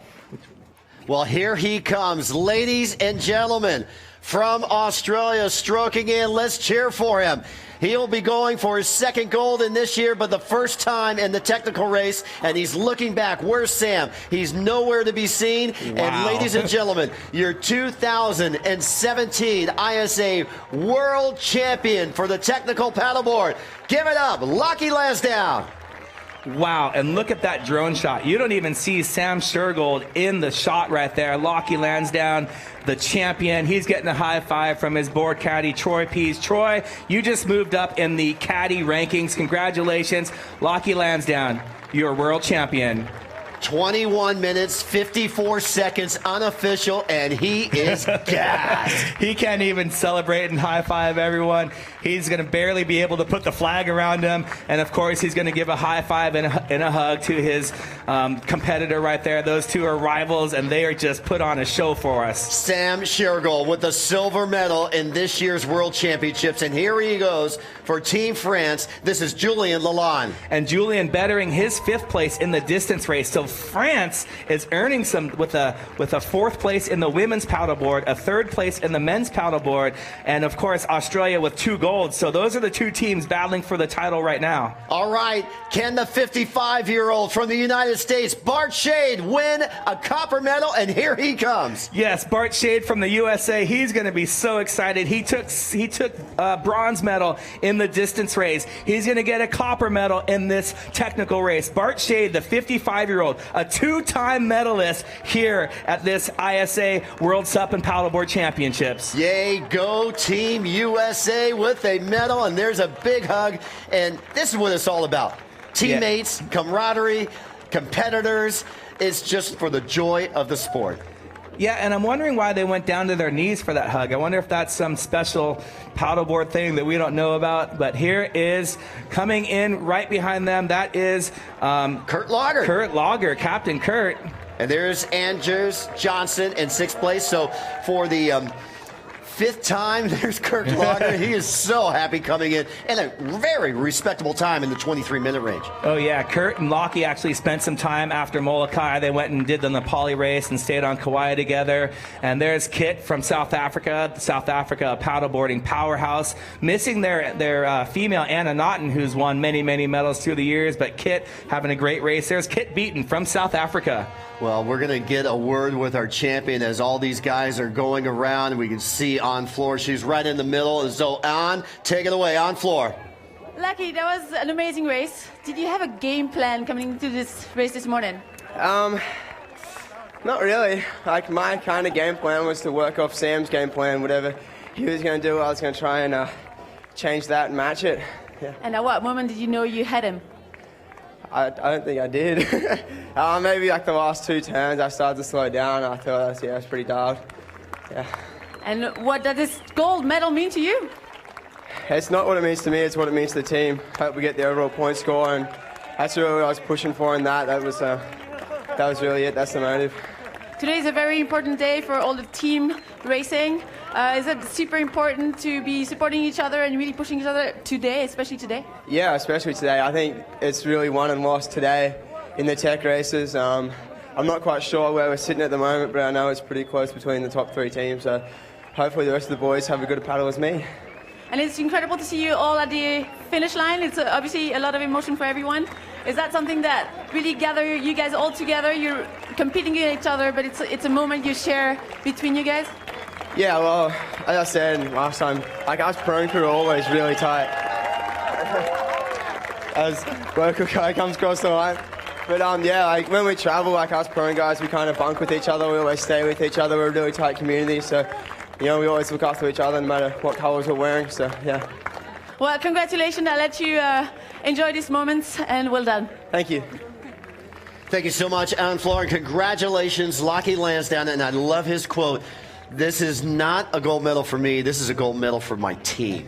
Yes, he knows what it's all about, and without his team supporting him throughout this entire event and him supporting his team, that's one of the reasons why we've talked about it all week, what makes Australia such a powerhouse. Not only do they have great athletes, but from when they're early on, from the early years of their racing, they develop that team spirit, and it's showing here today. And Australia moving up the ranks. Their 5th gold medal individual for their team. We're going to take a short commercial break, and when we come back, we're going to set up the field for the women's SUP Technical coming up next. Don't go anywhere. You're watching the 2017 ISA World SUP and Paddleboard Championships live at isaworlds.com. Well, congratulations to Team Australia. Simply Cola. Helt simpelt. En økologisk cola med kun naturlige ingredienser. Colanød, galangarod, citron. Den smager forfriskende og ikke så sød. Simply Cola. En økologisk cola for Red Bull. Welcome back to the 2017 ISA World SUP and Paddleboard Championships. I'm Bo Hodge along with AV, Anthony Vela, and we also have Drew Merritt in the water, on the sand, in the beach, everywhere. Drew, man, are you having fun or what? I'll tell you what, riding on the back of one of these safety skis is probably the most exciting moment in my entire life. These cold Hawaii water safety guys, they definitely make you hold on to your underwear, as I like to say it. But the conditions out here, we're seeing a little more bump here just in the last like 10 to 15 minutes as you're seeing our ski kind of pop up and over the top like that one. But keeping it very, very exciting. We just saw Kasper Steinfeld from Denmark, the hopeful for the continuing his gold medal trend here at home. We just chatted with him. He said, hey, I'm just floating around, getting ready to do a paddle in my own hometown. So very calm. Yeah, very calm, but it's going to be very hectic. Let's watch the highlights from the men's prone technical race. And this was one of the most exciting races, from the start and from the different tactics that we saw played out in the water. Yeah, and beautiful start right here by all the competitors. And right there, Lockie Lansdowne in the middle with the orange board. We saw Julian Lalonde and Sam Sheargold, the 3 of them, out in front to the first turn. Yeah, bumping rails. I mean, these guys in the going looked like they were going to stay together all the way through the whole race. Yeah, and they stayed together for most of the race. We're watching the first of the start race. Sam Sheargold getting a little bit of a bump right there. Lockie Lansdowne coming right back, as is Julian Lalonde. And watch Lockie right here. He pulls off that wave so that his handler can have a better lane to the transition area. And he went a full out sprint in that chicane and entered that chicane at 3rd and came out number 1 on the sprint. Yes, and here they're going into that that turn where it was very, very tight, and we saw Sam Sheargold and Lockie Lansdowne both fighting for the same area. 12 feet board lengths, and those boards are tough to turn. There's Kurt Lager. No, that's Bart Shade right there making the turn, and there's Kurt Lager coming in, and great video and drone shots that we're seeing from our crew from CPH Live. Yes, and here's the battle going into the second to last lap. That's Sam Shergold in the lead. Lockie Lansdowne just behind him. And this is the lap where Lockie made his move at the end of the lap here. Yeah, the tactic that you saw on that buoy turn, and then I guess Sam was just gassed. Yep, so right here you see Sam Shergold on the left, Lockie Lansdowne just getting a little bump, getting past him going into this left-hand turn. Then they're going to head back out to sea and in one more time, and that's where Lockie got the big, huge run that gave him the gap that he needed right there. Yeah, and there's the breakaway, and I guess a little bit of surf helped. Yep, little waves, that's all you need for these elite athletes representing their country at the World Championships. Man, 23 minutes for these guys as they go on through. For the women, I believe it was 21 minutes for the men, 21:54 unofficial for Lockie Lansdowne, and then he just kept pulling and pulling and pulling away. Yeah, he got an extra burst of energy. He used it around the chicane. He put his head down. He dug deep, and he knew. And look at this lead he has. Sam Shergold not even in the shot. And he comes up with his team flag, and he said in the interview, it's not about me, it's about my team today. We are going back-to-back. Of course, Team Australia has won every gold medal for the team except for 2015 when Team USA sent their all-star team. Yeah, congratulations, Lockie Lansdowne. You're a true champion, mate. Well done. And congratulations to everyone help supporting them. There's Bart Shade, the 55-year-old, a two-time medalist here at this year's World Championships. Unbelievable. You got to love the 55-year-old Bart Shade now with his second medal and helping Team USA with a lot of points. Yeah, he's doing his part. You know, they lost Jack Bark and Carter Graves, but the paddleboarders for Team USA doing fantastic. Yeah, and how about this man representing Team Denmark? Yeah, what a great job by Christian Justine from Denmark. He was 11th place in the distance race and had a fantastic technical race. And that's going to help Team Denmark in the overall point standings. And they're trying to vie for their first medal ever. Okay, are you ready for the women's SUP technical race? 24 women entering this race through semifinals and a repecharge superheat just 3 days ago. And they are ready. Wow, this is going to be an exciting race. We're going to watch 24 of the best women in the world. And we've got Annabelle Anderson, Fiona Wilde, Olivia Piana, Tareen Black, Amadine Chazot, Penelope Strickland, Mansa Notar, Jade Housen, Annie Reichardt, Yuka Sato, Laura Cutglass, Laura Clayton, Suzak Molinaro, Marie Buchanan, and that's just half the field right there. Hey, don't forget Barbara Brazil and the rest of the, and Jenna Flinkman, and we've got a whole cast of these top athletes around the world, and what a beautiful venue here at Vapor at Cold Hawaii. This is perfect conditions today. We saw the crowd is gathered. It's a Saturday here in Denmark, and everyone's out to see the action. Look at that. This is by far the biggest day of crowd that we've had, and of course, to represent their country, to watch Casper Steinfath, to watch Catherine, to watch Christian, all the Danish competitors, and to check out all the other countries as well. Well, I tell you what, Denmark has been a wonderful host, hosting 42 nations from around the world. 286 athletes are here to compete, and let's check out the technical course for this year's women's SUP technical race.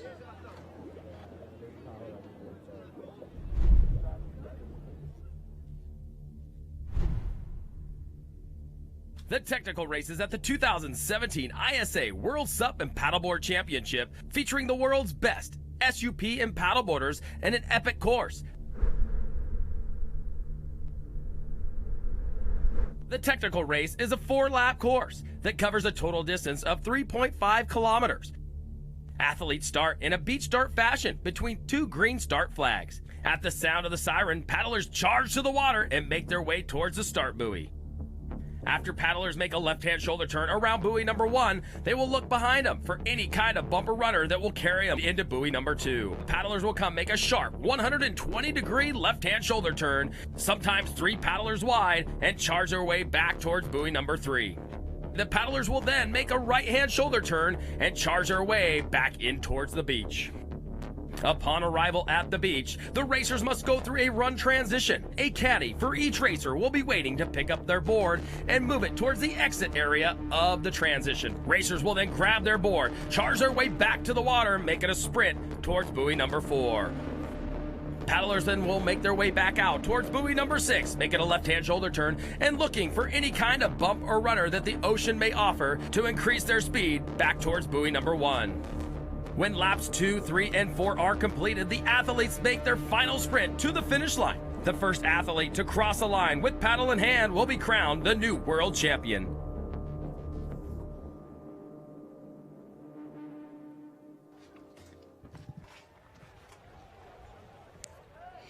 Welcome back to the 2017 ISA World SUP and Paddleboard Championships. We have just concluded our men's and women's technical paddleboard races. Congratulations to Jordan Mercer for yet another individual gold and a first for Lockie Lansdowne in the technical. He goes back-to-back in distance and technical with his teammate Jordan Mercer. Now is up for the stand-up paddlers, and first up are women. 24 very talented, very professional women here. They're going to be assaulting onto this race. And AV, how do you see this race? Who are your favorites you're going to be looking out for? Well, this is a tough one to pick. When you throw in the run transition, Annabelle Anderson, of course, we know about her win in the distance race handily. Missing from the field is Sony Hanshid, who is second in the distance race, opting out of the technical race. Besides Annabelle, Fiona Wild's going to be one to watch. Olivia Piana, who is a previous silver medalist in this event. Tarine Black, who is a previous bronze medalist. Amadine Chazot, who did a fantastic job for France in the distance race and also in the sprint race. But don't count out Mansa Notar, the winner of the sprint race in 2017. And also the youngsters, Jade Housen and Annie Reichardt. They can possibly be a spoiler in this event. Well, you know, no one pretty much knew Casper Steinfath in 2013, and he came out, you know, and it could be anybody's day making history. And you know, with these technical races, anything can happen.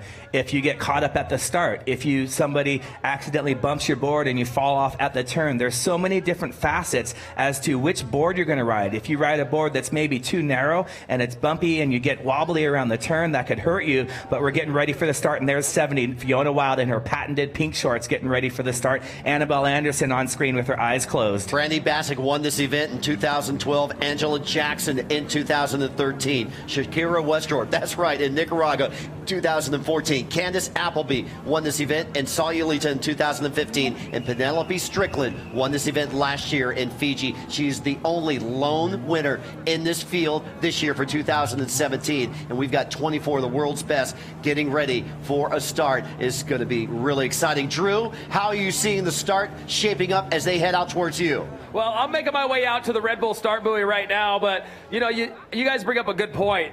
Watch for the young guns to really make an epic start here. In the sprint races, you saw the young 15-year-old from Team USA, Jade Housen, blast everybody off the start. Mansa Notar from Slovenia was able to pick it up and take the gold in that one, but that young girl is a very quick starter, but Annabelle Anderson was out here practicing all morning, so watch for great things from them. And you're going to have the chaos, the traffic jam at that Red Bull buoy.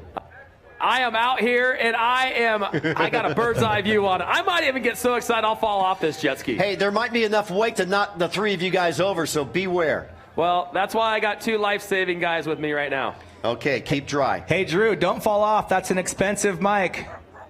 Don't worry, I'll hold it above my head. I'll drown, but we will save the mic.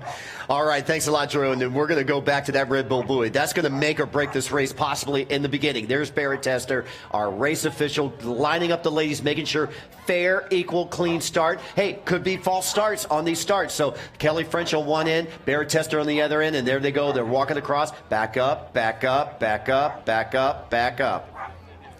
Yeah, you definitely want to make sure that the start is fair. We saw a false start called back in the men's technical semifinals. We also saw in the women's repecharge round where the buoy actually dislodged from the anchor and they had to restart that race. There's the fin from Lockie Lansdowne. He's keeping that close to him. That's the winning fin for this year. Here we go. Ladies and gentlemen, let's cheer them on. This year's 2017 stand-up technical women's race, moments away from a start. And it gets intense on the start line right here. There you see Aline Adisaka. We saw her in the surfing yesterday. She's here racing in the technical race. And we are underway. A clean, fair start, and we are a go. That's Tareen Black right there on the blue board out in front. Tareen is known for her starts. Jenna Flinkman on the right-hand side of the screen from Canada. We saw her winning that technical semifinal out in front. So that is Jenna Flinkman on the left-hand side of the screen. Tareen Black on the right-hand side of your screen. There's Annie Reichart, the youngster from Hawaii, on the yellow board. Amadine Chazot currently in second place. Fiona Wild with the pink shorts on the right. And Yuka Sato also with pink shorts on the left right there. Where's Annabelle Anderson? She's not known for her starts. We were just talking about that. So Annabelle Anderson is going to have to make her way up. So we still have not yet to see Annabelle, but there's a lot of paddling left, a lot of turns, and Annabelle Anderson will work her way through the pack. All right, Tareen Black leading the APP World Tour as they get ready for their exciting conclusion this year. And Tareen Black's had a great season from the get-go on that tour. Yes, and we see Annabelle is barely on the right-hand side of the screen. You can see her multicolored board, but Tareen Black out to a great start. And this is going to be key because she's going to have open water coming around that first turn, whereas the other girls are going to be 4 and 5 deep. And that's Olivia Piana from France currently in second place. Well, I tell you what, Tareen Black's going to have clean water, and everybody else is going to be in this huge traffic jam. Drew, they're just about out towards you. What do you see? Oh, the ladies are about 30 meters away from this start buoy left-hand shoulder turn. You got Tareen Black hard on the left-hand side here, but now all the paddlers start to push their way in and try to edge that buoy out oh so tight. And this left-hand shoulder turn buoy is going to get exciting here as here comes Tareen, starting to make her way, jumps to the back and cuts it also tight, not allowing any opening for Piana to the inside. Back to you guys. All right, how many ladies could fall on this turn, AV? We're going to see maybe a couple of them fall, but they're going to get right back up quick. And look at that. It is stacked right there. And you see right there, that's Suzak Molinero. There's Fiona Wild on the right. Annabelle Anderson just made her way. There's Annie Reichart. There's a couple going down. Jade Housen going down on the right-hand side. And she's back up quick.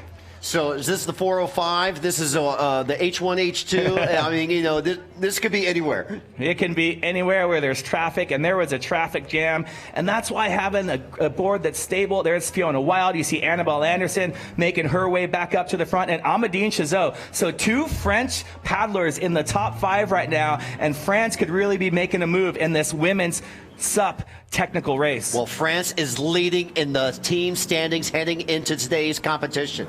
Yeah, so there's Tareen Black right there currently in first, and this is where they get the waves. This is the wave zone. This is where she can extend her lead. In second place, that is Olivia Piana, 2-time silver medalist. Fiona Wild on the right-hand side. Annabelle Anderson, number 32, center of your screen. On the left, that's Amadine Chazot. And another surprise right there, number 33, that's Laura Cutglass from Spain. She was third last year in this event. Well, still far from done. We're just 3 minutes into this race, and I'm already exhausted. I'm already exhausted as well. And look at Annabelle just making her way up smartly on the inside. But Tareen Black and Olivia Piana out in front, and not a surprise to anyone. Good, clean turns for Olivia and also for Tareen. Yes, but this is where you see Fiona Wild and Annabelle Anderson getting a little bit tied up. Laura Cutglass and Amadine Chazot currently battling as well. And there's Annabelle Anderson. She was about 9th or 10th after the start. She was 7th to the Red Bull buoy, and now she's made her way into 3rd. Okay, remember, she's had a broken board. She's broken a paddle in the sprints. She's dealing with some traversity. Yes, and she's handling it wonderfully. She won the distance race on a borrowed board. She broke her paddle in the sprint semifinals, but then still was managed to finish 3rd in her heat to help New Zealand, earning valuable points. Well, New Zealand was leading after Copenhagen leg coming into cold Hawaii. They're now currently in 2nd place, but Australia's made a move up to the top. Yes, and here is where all of Annabelle's cross-training comes in. She's been undefeated this year in her mountain bike racing. You see Olivia Piana making a move right there, catching a run. Tareen Black is on the light blue board with the white, the ECS board right there. And there is, from Australia, Tareen Black. We saw Australia win the paddleboard women's, win the paddleboard men's, and now Tareen Black out in front for the SUP women. And here comes Annabelle Anderson. It's going to be a 3-lady run. Drew, how do you see this as they first dismount? Oh, look at Annabelle Anderson closing the gap right at the sand and being the first lady to the beach on this opening start lap, and now blazing through the chicane.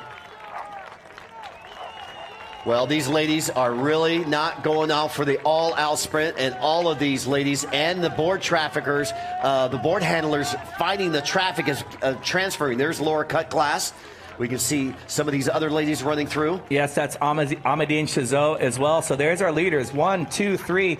And what happened to Fiona Wild? She was right there with Annabelle. I didn't see her through that run transition. I think she was in fourth, but there was that lead pack of 3 that came in first. Gotcha. So there's Annabelle back in front, back where she likes to be in front. But don't count out Tareen Black and Olivia Piana. They're very good in these technical races. And there's Fiona Wild right there, currently in 4th place. She's going to have to make some moves right here to catch back up with this pack and stay with them. Olivia Piana won the silver medal in Miraflores in 2013, and also last year she was behind Penelope Strickland from New Zealand and Fiji, and Angela Jackson in Peru. So here we go, turning on this right. And Drew, what do you see as Annabelle's now taking the lead? Annabelle Anderson with an amazing backside turn there. Left a little bit of an opening there for Tareen Black, but she couldn't capitalize and ended up going a little bit wider than Anderson, coming into buoy number 5 now as Tareen starts to try to push Anderson to the outside, but it doesn't look like Tareen's going to have the horsepower to catch up with Anderson here at buoy number 5. Back to you. Drew, we're seeing Fiona Wild make a move and catch that lead group. What do you see from her? Yeah, Fiona's really starting to make a move now to move towards Olivia Piana. She's still about 2 board lanes back as Tareen now getting the gap closed a little bit by Piana. So, nice turn by Tareen going around there. Piana now making her way. And let's see, it looks like she's about, 2.5 board lengths back off of Piana's fid box right now. Okay, thanks a lot, Drew. So 1, 2, 3, 4, those are your medal leaders. And Fiona's made a huge gap trying to catch up that lead group. Yeah, and I think she'll keep closing that gap. She's on a board that's going to allow her to turn a little bit easier than Olivia Piana. Olivia choosing to ride that dugout board. There you see Annie Reichart. There's also Yuka Sato, who is a surprise in the distance race in that lead pack. And Jade Housen's made a move as well. And there's the youngster. That is the young Laura. Go ahead. Yeah, we're seeing some swell action here, too. Yeah, some waves. We've been talking about the waves. There is surf here in Denmark, and right now these technical competitors are making use of this surf. And the competitors can ride these waves without even breaking. Yeah, that's the beauty of these 12-foot, 6-inch long stand-up paddle boards and the paddle as well. So with the paddle, your paddle is bigger than your hand, so they're going to be able to pull more water, grab more water, and make use of these runs a little bit more as we see a couple of competitors go down. Yeah, well, that's what happens during the turns in the traffic area. You just get off balance. There's a lot of wake moving right to left and rail to rail.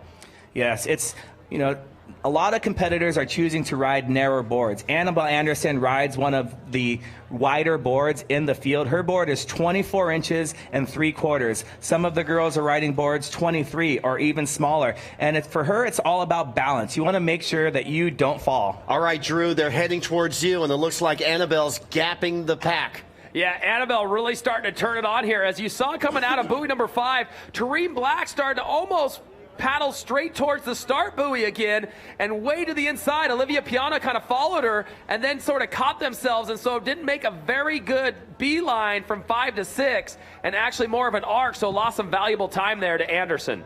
And we're seeing Fiona Wild. She's starting to gap back behind this lead group. Yeah, it looks like she's fallen back a little bit, and this is where the surf comes into play. Sure, if this was a distance race, it's going to be tough to catch Annabelle, but all Olivia and Tareen need is a little bit of a bump, and that could catch them right up to the lead with Annabelle, and just like that. Okay, goofy footer, Annabelle Anderson making a forehand turn, toe forward, there she goes. Good clean turn and good clean water. Yes, that's so important to have clean water. We see Tareen Black in the blue board right there. The light blue board, she's a regular foot making that easy turn, and Olivia Piana right behind her. Oh, Olivia, a good pivot turn, and she's in 3rd place. We can see Fiona Wild in 4th, and there's our leader, number 32 from New Zealand, Annabelle Anderson, going for back-to-back gold in the distance and the technical. A little bit of a hop, a little bit of a skip there, a little bit of a missed paddle, but she regroups.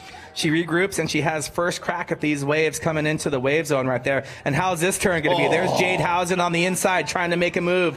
Jade Housen, Team USA. Annie Reichart right behind her on the yellow board. Yuka Sato on the outside. There's Suzak Molinaro as well. Wow, this is so exciting, Bo. I mean, all 4 of those ladies could have dived down into the water, but everyone made those turns. Yes, and it looks like, so there on the right side, that is Fiona Wilde, and it is incredible the way these ladies, they just, with their twinkle toes, they run back to the tail of their board, they make the turn, and then they run back up, and there is our leader, Annabelle Anderson from New Zealand. All right, Drew, take it away as Annabelle finishes her first course lap with 2 more laps to go. 2 more laps to go for Annabelle Anderson. She comes around the chicane, a very strong runner in comparison to the field. Cross trains in mountain biking and running back home in New Zealand. So definitely endured for this type of activity. Let's see her glide as she comes back out of the chicane here and grabs her board. Well, she looks really strong, AV.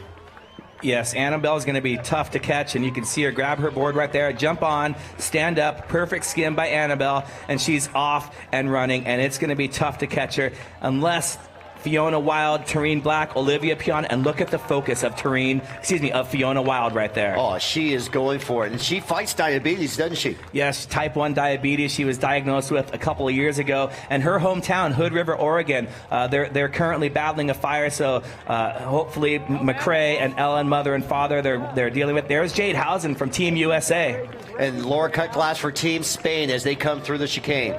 Yeah, Jade Housen loves these technical races. Just turned 15 years old 2 weeks ago, so she's showing that youth can compete here with these top competitors. All right, Drew, they're heading your way. They're back out in the water. We're halfway through this race. It's getting exciting. I'll tell you what, this battle for second and third is absolutely insane. As Piana now overtakes Tareen Black, almost doubling her stroke count there as Tareen's starting to stretch it out. Piana now seems to be carrying a little bit of speed into buoy number 4, and here comes Annabelle Anderson looking very, very strong right at us on the safety ski at buoy number 5. Watch this turn. Well, I tell you what, the turns have been clean. Piana makes the turn. There goes Black. Here comes Fiona Wilde. So that battle for second place, the silver medal, those 3 ladies are going to be going for it. How's the cadence? How's the timing? How's the technique? Are these ladies in a full-out sprint on their paddle strokes? Yes, there's no holding back right now. There's no pacing. It's a full-out sprint, especially after you come around the buoy. You have to get your board speed back up again. So, and right there, we just saw off screen Jade Housen currently in 5th. So currently, Team USA in 4th and 5th. There's Olivia Piana. Right there, we can see you, Drew, on camera. Yeah, Drew, there's Olivia Piana on the left. Drew, right there. What do you got, Drew? Oh, my gosh. Look at the amount of space made up by Team USA on that turn there as this young lady, Fiona Wilde, caught a bump and was able to close about 3 or 4 board lanes in between 3rd and 4th place. So nice piece of wave riding action there by Fiona from Team USA. Okay, they're going into a little bit of a headwind. Am I correct? You know, there's not really a lot of wind out here as Jade Housen drops her paddle. Jade Housen loses her paddle around paddle number 5, or buoy number 5. Look at the camaraderie there. They help her get her paddle back. But I'm just sorry, I got distracted. But no, there's not a breath of wind out here right now at all, Bo. Well, we're just seeing a little bit of side shore, so it looks like if any wind, they're heading into it on this leg right now. So there they go. There's these ladies, and wow, what an exciting race, AV. Yeah, and that's the race for 5th right there. So Jade Housen losing her paddle, allowing Annie Reichart, number 56 right there, to catch up, and Laura Cutglass on the number 33 on the left-hand side of your screen. So Jade, currently in 5th, coming off of a 3rd place finish in the sprint race. She had some medical problems in the distance race, unable to finish, but she's come back strong for Team USA. Well, all these teams, valuable points. We are into our women's technical stand-up paddle. Don't go anywhere. Our 4th and final race coming up next. It'll be the men's technical race here in cold Hawaii, Denmark. 13 minutes, 50 seconds into this race. And Drew, what are you screaming about out there? Oh, man. All these male paddlers, all these guys are just getting ready to go, and they're just I think they're trying to run the course right here in the middle of the women's course, so I'm just pushing them off the course. Okay, you're playing referee out there, huh? I was just yelling at Lincoln Dews. He was picked by SUP Racer to take the men's technical, so I was just kind of giving him, hey, did you see the rankings?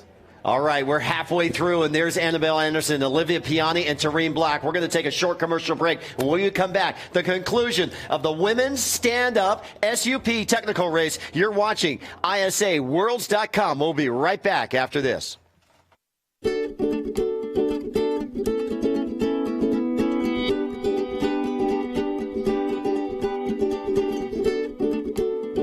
This year, the 2017 ISA SUP and Paddleboard Championships is taking place in Denmark. The local host nonprofit organization called the Friends of Cold Hawaii are participating in the event with over 200 members strong. I'm Morten, and I'm doing the event side production. My name is Matthias, and I'm volunteering for the medical team here. I'm doing the lights. For just €10, you can become a member of the Friends of Cold Hawaii and support this great cause. Go to copencoldhawaii.com for more information. Hi, my name is Ole. I'm part of the media team. Hi, my name is Nikolai, and I'm part of the crew at Cold Hawaii. If you join before September 11th, you get entered into a raffle where you have a chance to win one of 5 one-week stays here in Cold Hawaii. So become a member and support the volunteer program of this amazing event.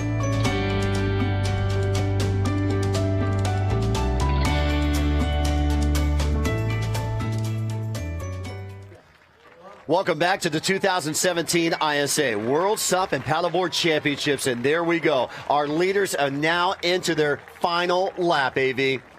Yes, and right there you see Tareen Black on screen with our beautiful drone shot. Tareen Black for Team Australia, and there is our leader, Annabelle Anderson. Misses her handle right there, but no worries for her. She's got plenty of time. Olivia Piana currently in second place. She is just ahead of Tareen Black. So New Zealand 1, France 2, Australia 3. And USA is in fourth place right now. Olivia Piana has been the bridesmaid second time. Could this be her third time? I mean, she has a huge gap to make up if she's going to catch Annabelle Anderson for the gold. Yeah, barring some sort of tsunami wave that helps push her into the lead, it's going to be very tough to catch the distance race champion, Annabelle Anderson. You know, she gets faster as she goes along, and she seems to never get tired. Well, Team France is leading in the team competition entering in today's technical race, and there's Fiona Wild on the runaround through the chicane. She's currently in fourth place, her first ISA World Championships. Yes, and also Jade Housen is just behind her. There's Sean Pointer, Team USA captain, and beautiful start, beautiful transition by Fiona Wild right there. Well, they've been practicing it. Everybody has a different technique. Yep, and we see running through, there's Jade Housen, 5th place, Team USA. Annie Reichardt, 6th place, Team USA, just 15 and 16 years old, respectively. There's Laura Cutglass. We're looking for Amadine Chazot from Team France. Yuka Sato coming through right there. Yuka Sato with an excellent distance race, and Amadine, it looks like she's fallen off the pack, but right now Annabelle Anderson currently in the lead. Now she's making her turn on that far outside buoy. There she goes. Good, clean transition, and she looks around the field, and again, another healthy sprint back out to the outside buoy. Yeah, Annabelle Anderson using that choke down stroke right there, and she's got just amazing technique, and she's going to also go for the double. We've seen a number of competitors get the double, meaning winning the distance and the sprint and the technical. Brandy Baxick did it the first year. Angie Jackson in 2013. We saw Candace Appleby do it in 2015, and now it looks like Annabelle Anderson is going to win the double once again. Well, we saw already Jordan Mercer and Lockie Lansdowne doing it for the prones, and right now is true to form for here in the stand-up technical. And look at this beautiful shot of all of our competitors heading out to the outside. Yeah, so if it stays to form, it's looking good for Bruno Hasulio. Oh, he's the wild card. Stay tuned for the men's stand-up technical. 18 minutes, 18 seconds into this race, and this is the final lap of the women's SUP technical. And it looks like Annie Reichardt from Maui has overtaken Jade Housen. Annie Reichardt, she's done every single event on the women's SUP side. She did the distance race. She did the sprint race. She surfed the last couple days, and now here she is in the technical race. You know, her dad, Chris, her mom, Melissa, is stoked, and there's Jade Housen right behind her currently on screen. You see there is who we've been looking for. That's Olivia Piana, second place. Tareen Black with a beautiful turn in third. And look at the waves, Bo. Yeah, the little rollers are helping. Now they're going into the wind. This is second and third on screen right now at the 19-minute mark, but out in front of them from New Zealand, going for back-to-back golds here in Denmark, is Annabelle Anderson. Yeah, Annabelle Anderson, drone just flying right along with her. And it seems like the further she gets in front, the quicker her stroke rate goes. Annabelle Anderson making that left-hand turn. Beautiful technique right there. There is second and third, and Fiona Wild turning in fourth place. Wow, there's your top leaders, and these are the best women in the world right now. And Drew, they're over by you, and how are they looking? I'll tell you, Annabelle Anderson, this seems to be a replay of the gap that she was able to form in the distance race. She's just running away with this thing. But the good news is there's a lot more swell, a lot more bump starting to make its way through the course here. So going from buoy 4 to buoy 5, the athletes are able to kind of catch a little bit of a ride. Hey, we saw Annabelle Anderson training over at Kiltmuller up north yesterday, didn't we? Yeah, you know, she never stops training. I think she sleeps about 3 hours a night. She jumps up, she goes on a run, then she's on her bike, and then she's out paddling, and then she's always, I mean, I think her number one training thing is comedy, though. She always entertains us when we run into her, doesn't she, Bo? I tell you what, we saw her this morning. She was very relaxed. She was very hyped up, and she was very focused. And, you know, it shows as she comes around this final buoy turn. Annabelle Anderson, she's been in this position so many times. Unfortunately, in the past, she's made some errors that actually cost her big races. But she looks so focused today, and now making her way to the beach to take home another gold. I'll throw it back to you guys for the finish. She's not making any errors today, so don't bring that up. She scolded us about that. And ladies and gentlemen, it is our great honor to announce this year's 2017 Women's SUP Technical winner will be Annabelle Anderson. Annabelle Anderson from Wanaka, New Zealand. She also spends a lot of time in the U.S. Anywhere, she will go free to a good home. Trains a lot with Danny Ching. Coach Danny Ching will be stoked. Annabelle Anderson coming in first place for Team New Zealand. Annabelle Anderson is your 2017 ISA World Technical SUP Champion. Unofficial time, we'll say 21:10. And right behind Annabelle, and you can see she's barely even breathing hard. And there's Olivia Piana. Once again, she's going to be relegated to the second place position, but amazing performance with all of this stacked field here today. For the third time in her career in 2013, 2016, but Team France loves Olivia Piana, and she will take the silver medal yet again for the third time in her illustrious career. Yes, and off screen, we see Jade Housen has overtaken Annie Reichardt. There's Olivia Piana getting the congratulatory hug to Annabelle Anderson. And here comes your third place winner, your bronze medal winner from Australia, Tareen Black. Tareen Black with a bronze medal, and look at the emotion that her and Olivia, because they were side by side for the whole race. They were, and you know they're talking about it. Wow, that one turn, you really got me. And there's Fiona Wild. Amazing performance by Fiona Wild. She was fourth place in the, she was third place in the distance race, and now Fiona Wild is going to be fourth place here today. Oh, and they love to bring their flags across the line.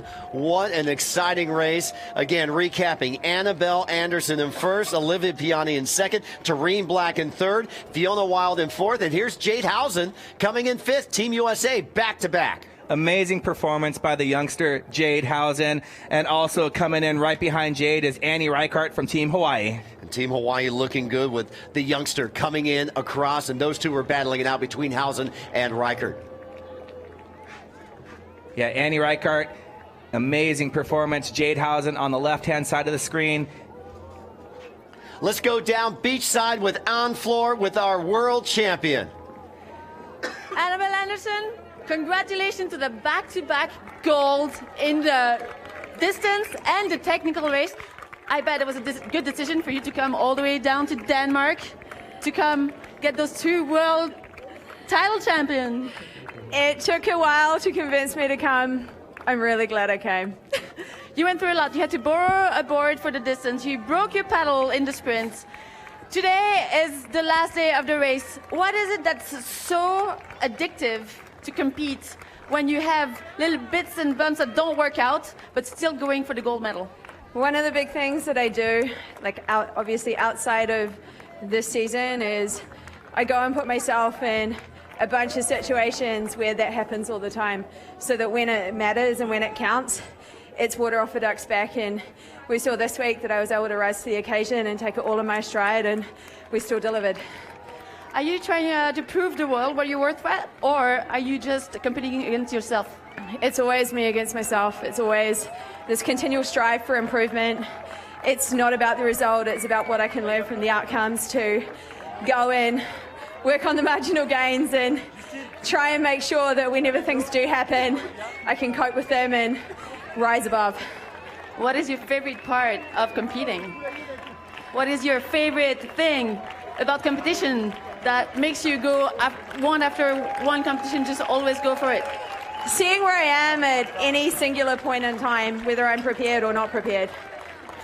Time to celebrate? Oh yeah, where's the champagne? It's so close to cocktail and champagne season. I got 3 more weeks to go, but I think tonight we celebrate. Congratulations.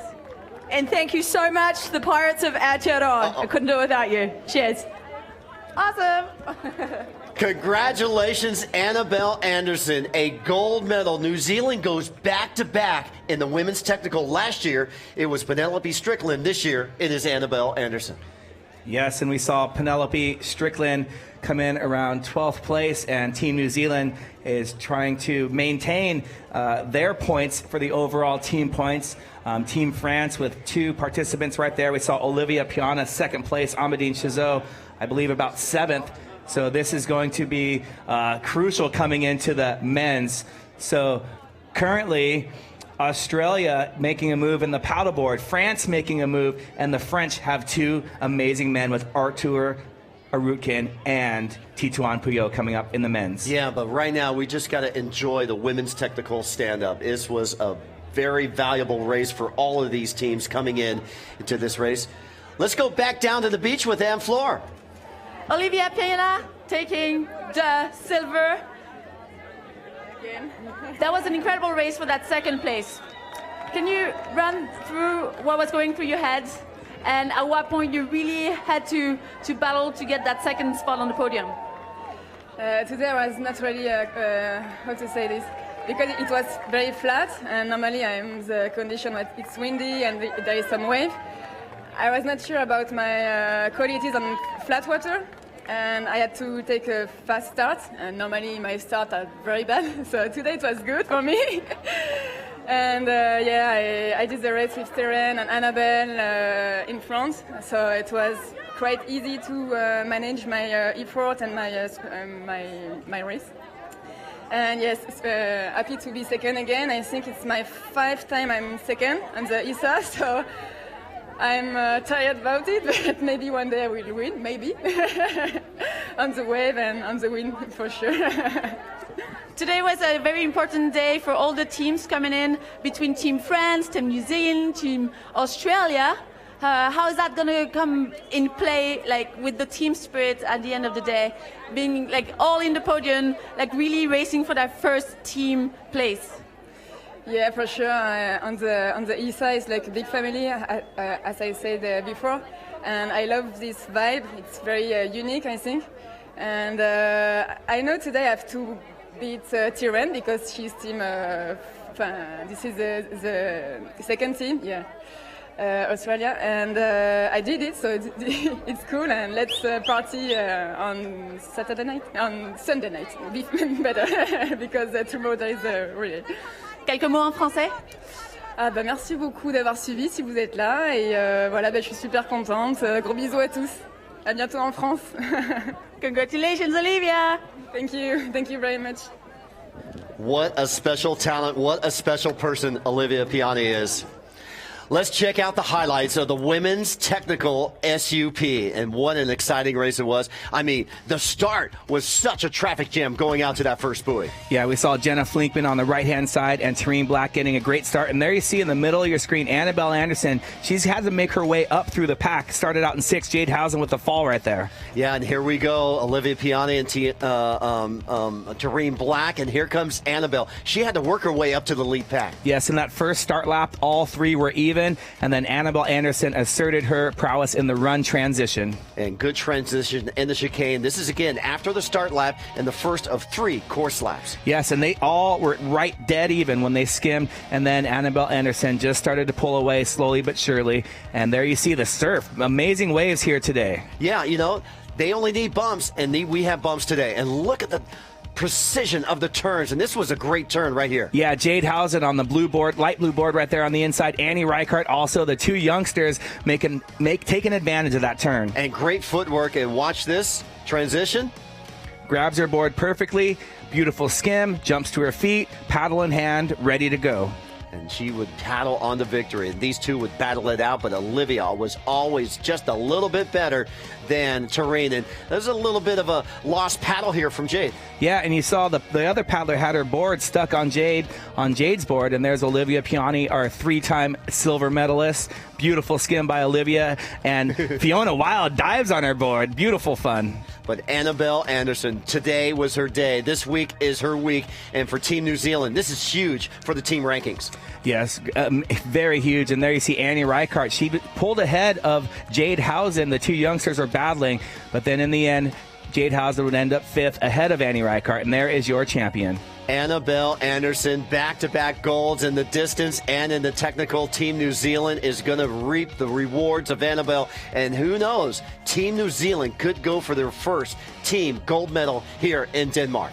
Yes, they very well could. They're right in the running. There is Olivia Piana, currently France, trying to maintain their lead. Olivia Piana is stoked right there, getting congratulations from Annabelle Anderson. And Olivia, for the 3rd time, she has won the silver medal in the technical, and Tareen Black gave it all her best. Yeah, and you can see the look of anguish and being tired on her face. And there's Fiona Wilde in USA in 4th. And 4th, and also 5th place, too. Jade Housen was right behind her. Huge points for Team USA. Great job to Jade Housen. So proud of her. She's trained so hard for this moment, and a fantastic performance by the youngster from America. And how about for Annie Reichert, the young teenager for Hawaii, coming in 6th in their first ISA. She's done every event that there is to do. Now, think about this. What if Annabelle didn't break her paddle in this sprint race? Could she have been the first person to win all 3? We'll never know. We'll never know. We'll have to invite her back next year to see if she can do it next year.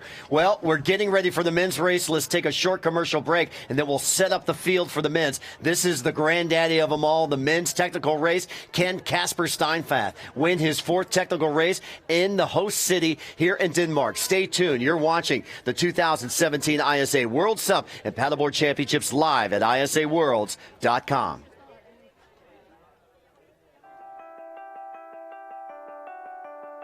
In 1912, the Hawaiian father of modern-day surfing, Duke Kahanamoku, expressed a dream that his beloved surfing could one day become an Olympic sport. As the world governing body of surfing recognized by the International Olympic Committee, the ISA made pursuing the Duke's dream part of its mission. In August 2016, the ISA made the dream come true, successfully gliding to include surfing in the Tokyo 2020 Olympic Games. Since 1964, the ISA has been working to create a better world through surfing by crowning world champions, awarding scholarships, instructor certification courses, adaptive surfing championships, and spreading the sport to all continents through their 101 member nations and counting. The ISA will continue to use surfing to change the world, one surfer at a time, through Tokyo 2020 and beyond.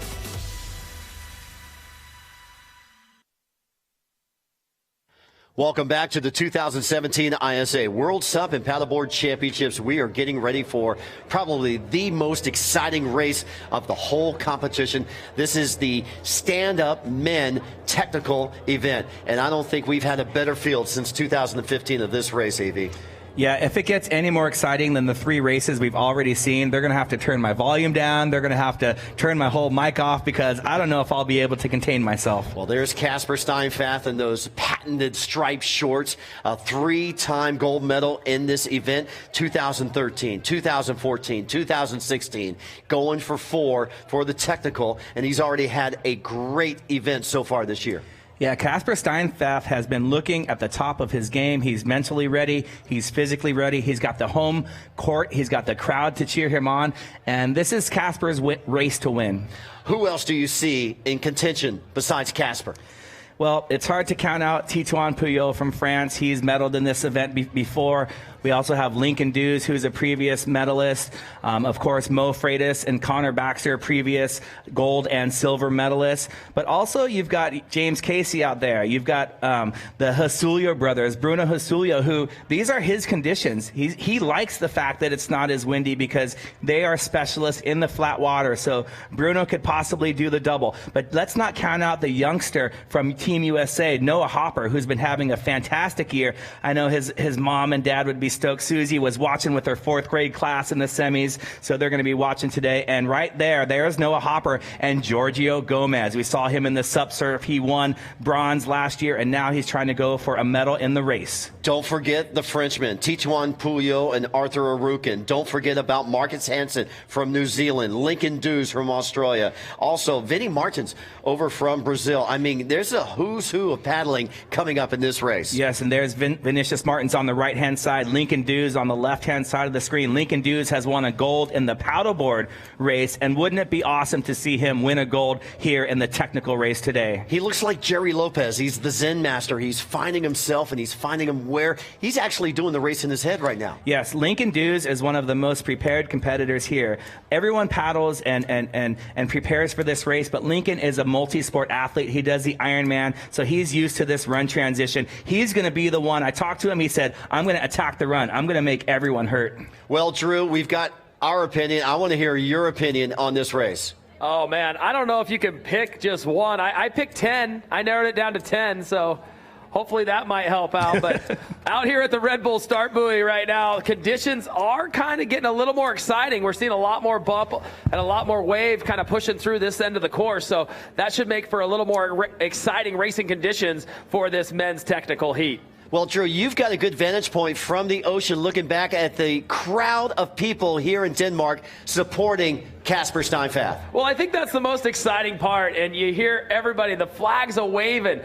Kasper's been all over the Danish television all week long, and you know what? For an individual that's supposed to compete in probably one of the biggest platforms of his race year, country, and meanwhile trying to take care of every single interview, bring people and welcome them to his country. He has a lot of distractions working against him, but you know, he seemed very focused today on the beach, so that's a good thing. And we met his beautiful mother, Susan, yesterday in Kilmuller, and what a sweetheart she is. Oh, you know, she wouldn't tell us who she was when we first ran into her. She was kind of keeping it a secret. She's asking a little, you know, ins and outs of the questions of the sport and whatnot, and then eventually she said, oh, I'm Kasper's mom, and I'll tell you, if you met her, you know that Kasper came from good stock. Okay, one final question for the preview. Who is your wild card in this race? Who's going to break out and make a name for himself today? Oh, that's such a tough one. You know, I think Team Hungary, the Hasulio brothers, I think they really came onto the scene here at this year's World Championships and showed what they could do in the distance. And I think if you watch how strong they are in their buoy turns, they're going to be a name you two are going to be talking about a lot in this upcoming 3.5 lap race. All right, Drew, we're going to use and abuse you out there, especially on those buoy turns. But AV, all right, who's going to be the breakout person that we're not talking about right now? Well, I think that we hit it already on the head with the people that we've mentioned. I don't think there's going to be anyone that will surprise the group. Perhaps Itzel Delgado could surprise everyone. He had a fantastic distance performance, and we saw him making it directly to the finals. Some of the other guys were relegated to the repecharge round. So the young Peruvian who is competing for his 4th time at the ISA World SUP and Paddleboard Championships. But I think it's going to be one of the big names today. Well, we just saw Kasper Steinfath take off his jacket. He is very focused. Never seen him look so serious prior to a race because he's always out with a big smile and everything. But that's what these athletes are for. Today is the day. Today is race day. Today is for the world title. Today is for ISA gold.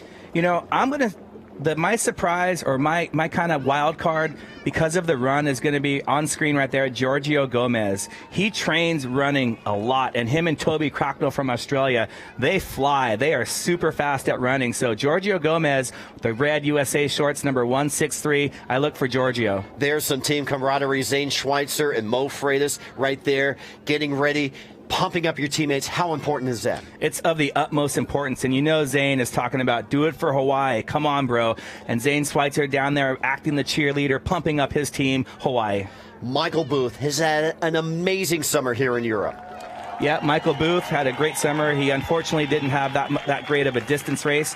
Well, he was a little bit under the weather. He had the flu, and also he had that bad start. So, you know, maybe he's feeling better from the distance race. He's not going to be competing today. We've got James Casey and Lincoln Dews for Australia. So Michael Booth only in the distance race. Today we've got James Casey and Lincoln Dews representing Australia. And there you see Casper doing a bottom check. You want to make sure that you check the bottom to figure out where you're going to jump on the board. Very important in sprint racing. Boy, I can't get any more excited about this race. We're seeing so many different types of boards and designs and techniques. You were looking at all the tails of the different boards that the guys are using today. Yeah, there's so many different designs out there. You'll see the Hasulio brothers on the dugout boards. A lot of the guys will be on the flat-decked boards. There's Noah Hopper all the way on the right side of the screen. He's got a good lane. Noah Hopper, known for his starts, he's got a great start, and that inside lane for that first left-hand turn could play to his advantage. Well, they're lining up the athletes the way they finished in the semifinals on time, and also so the advancing paddlers who made it through, and then don't forget the Repercharge qualifiers who in that superheat are also competing here today. Yeah, it'd be great to look at that previous shot where we look at the start line from out from the ocean, the drone shot, to see how they're lined up. It looks like it was Tituan Puyol right next to Noah Hopper on the left-hand side of the screen. Now we're looking towards the north. So Giorgio, the Hasulio, Casper Steinfath looks like he's right in the middle, as is Lincoln Dews. So those guys choosing where they wanted to go. Arthur Rukin, you see, just going to the line representing Team France. He'll be on the outside on a red board. And there is Connor Baxter, your gold medalist from 2 years ago. The three-time Molokai champion. He has won the Battle of the Paddle, the PPG. He has won this event 2 years ago. Him and Mo Freitas were gold and silver. This is exciting. So from right to left, we've got Noah Hopper on the right. Then we've got Tituan, then Mo Freitas, and then Connor Baxter. And then we've got Leonard Nica, one of the Hasulio brothers. That's Daniel Hasulio. Then we've got Paolo from Italy, Casper Steinfath right there in the middle with his arms crossed. Then we keep going to the left. I don't know that next board. Then we've got Giorgio Gomez, Bruno Hasulio, Aaron Rowe from the SUP Surfing. We saw him representing the Channel Islands. And wow, this is just a who's who of stand-up paddling. Well, all the best in the world have come here to represent their countries.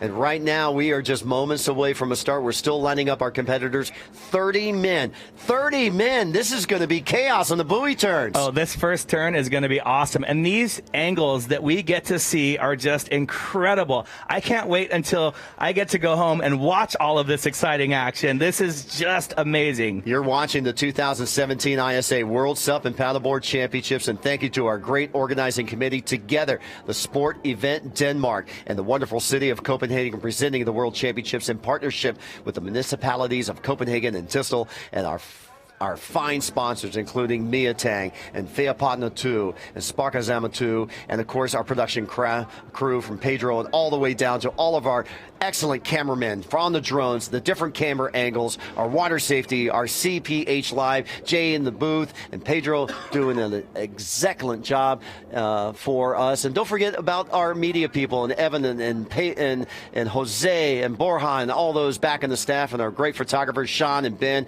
I mean, it takes a staff, Megan and Claudio, and of course, the man himself, Fernando Aguirre, for making this all possible in 2012 with Stand Up and Paddleboard, and has grown to 42 nations, 286 athletes. Who knows where we're going to be next year for the ISA World SUP Paddleboard Championships, where it's going to be. We may see our first 50-nation entourage of all these great athletes competing as we are now in the Olympic surfing era.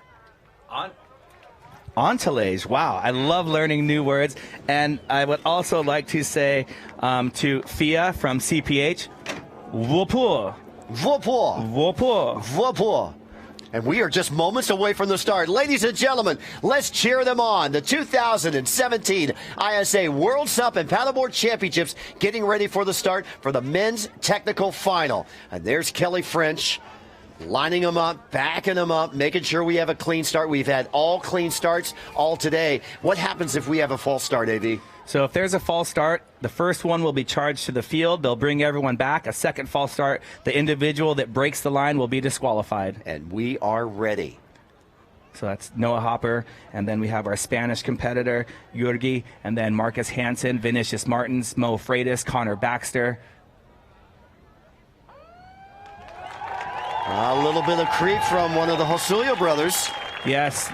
But he got back in time. He got back in time, and we saw somebody go down. That was Arthur Rukin going down. Casper Steinfath with a huge lead going out in the front. Yes, Casper known for a start, and like we talked about, Noah Hopper on the right side of the screen, and Noah's got the inside. Connor Baxter right next to Noah Hopper, but Casper Steinfath out to the lead. Can he hold on to this lead? Drew, they're heading towards you. What do you see? I'll tell you what, I see 30 paddlers paddling their hearts out, all blazing towards this white Red Bull start buoy. But yeah, you got to give it to the man himself from Denmark, Casper Steinfath. No shocker here that he would get the whole shot in this contest. Well, you've got Giorgio out behind him. You got one of the Hosulio brothers. You got people left and right coming right at you. Yeah, I mean, it's hard to really see who's coming in at me right now because they're all kind of bunched up and making anybody out, but it's going to be straight chaos. They're going to get this drone right above the buoy turn here so you can see how much chaos is going to be happening at this start buoy here out in the first part of this heat there. And here comes Connor Baxter. Yep, Connor Baxter making his way into second place. So Casper Steinfath in first, Connor Baxter second, Giorgio Gomez right there we saw in third. There's two Hosulios in there as well, and Noah Hopper is right in the mix as well. All in the clean water. Look at this. Here we go, ladies and gentlemen. Casper Steinfath, Connor Baxter trying to take the inside, almost clipping down Casper Steinfath. And look, someone fell off in third place and going back. Wow, that's going to be tough to make up that ground, but Mo Freitas on the inside had a great turn as well. So two Hawaiians out there in the top five there. We see Vinicius Martins on the right-hand side of the screen. Arthur Rukin with the red board trying to make his way back. And look at how technically sound these guys are, making great turns right there and staying on their boards. So currently Casper Steinfath on the right, then Connor Baxter with the visor, also Bruno Hosulio with the visor, and then you've got Noah Hopper in the pink hat. And there's the young Danish competitor, the 16-year-old Christian. Christian Anderson now making his way in this big group. And here we go, Drew. And they're coming towards you again. No, they're making their way across the way. But you tell you what, AV, you weren't far off. Giorgio Gomez with a fantastic buoy turn there at the start buoy. So that's a big win there for Team USA. Yeah, and Giorgio Gomez, he's on the outside. He's going to have to make sure he doesn't let those guys pinch him out. So Giorgio's got to make some moves. If he can stay with that front group, I think Giorgio is the fastest runner of that group. He trains running a lot, but this is where all the guys are going to put the hammer down. You see Lincoln Dews making a move with the green board and the quick blade headband right there. But Casper Steinfath out to the front once again. Okay, Casper takes a look. He's a goofy footer, so this will be a toe side front forward maneuver along with Connor Baxter. Yes, and then we see Lincoln Dews has made a move, and also Giorgio Gomez. See Giorgio getting pinched right there, and Arthur Rukin goes down again. All the French are having a hard time in the start of this race. This is the start of the first starting lap, and then they'll be coming one more turn and then coming towards the chicane. So here you see Casper Steinfath, the goofy footer, making that turn easy. Connor Baxter, the goofy footer as well. And then Lincoln Dews puts his board through his legs, and that is textbook right there. That's how you do it. You step right over. And Bruno Hosulio almost fell off on his board. He was off balance on the turn. He misses a few paddles, and here we go. Connor Baxter now trying to make a stroke, and look who caught a little bump. That was Casper. Yep, and Connor's going to return the favor right here. And I mistakenly called it Bruno, but it's actually Daniel Hosulio with the hat. So that's Daniel Hosulio who's in that front group, but Casper Steinfath, Connor Baxter, and look at Connor right there. He's putting the hammer down. There you see Lincoln Dews on the left-hand side of your screen. So there's 1, Casper, 2, Connor, 3, Lincoln. All right, here we go. Connor Baxter and Casper Steinfath, 1 and 2. Cheer them on. Oh, just listening to that crowd is amazing. And Connor Baxter looks good. He looks smooth through the transition. Casper Steinfath's going to have to make sure he doesn't let Connor get away, as you see the handlers doing their job. And look at Connor Baxter straight up to his feet. Connor Baxter followed by Casper Steinfath. So Casper is going to tuck in behind, take a little bit of a rest, and draft Connor out to this next turning buoy. How exciting was that first lap? And we have 3 more laps to go, ladies and gentlemen, so hang on tight to your hats. This is going to be good. Drew, how does it look as they head back towards you? I'll tell you, Connor Baxter, absolutely textbook entry back into the water there. Steinfeth jumps to the inside. But watch Steinfeth go around buoy number 4 and buoy number 5. He'll start making his way to the inside, trying to push Connor wide. That's been a strategic move for Steinfeth over the years. Let's see if he utilizes it. All right, there they go. Cheer them on, where you see a lot of great young talent running through the chicane here. Yes, and you can just hear the crowd as young Christian Andersen, the 16-year-old from Denmark, trains with Kasper. Kasper's helped him out a lot. And right there's on the inside, 145. That's Daniel Hasulio, Lincoln Dews, Mo Freitas, and then Bruno Hasulio right there in the mix. So the Hasulio brothers showing, oh, look at that wonderful drone shot right there as they make their way to the north side of the course. Okay, here we go, Drew. They're right at you. Oh, Connor Baxter caught a nice little bump into buoy turn number 5, extending the lead now over Steinfeth by about 2 boards. Kasper, unfortunately, just couldn't pull the power to get on that way, but now Steinfeth has a little bit of work to do as 3rd and 4th just battling out Freitas on the outside.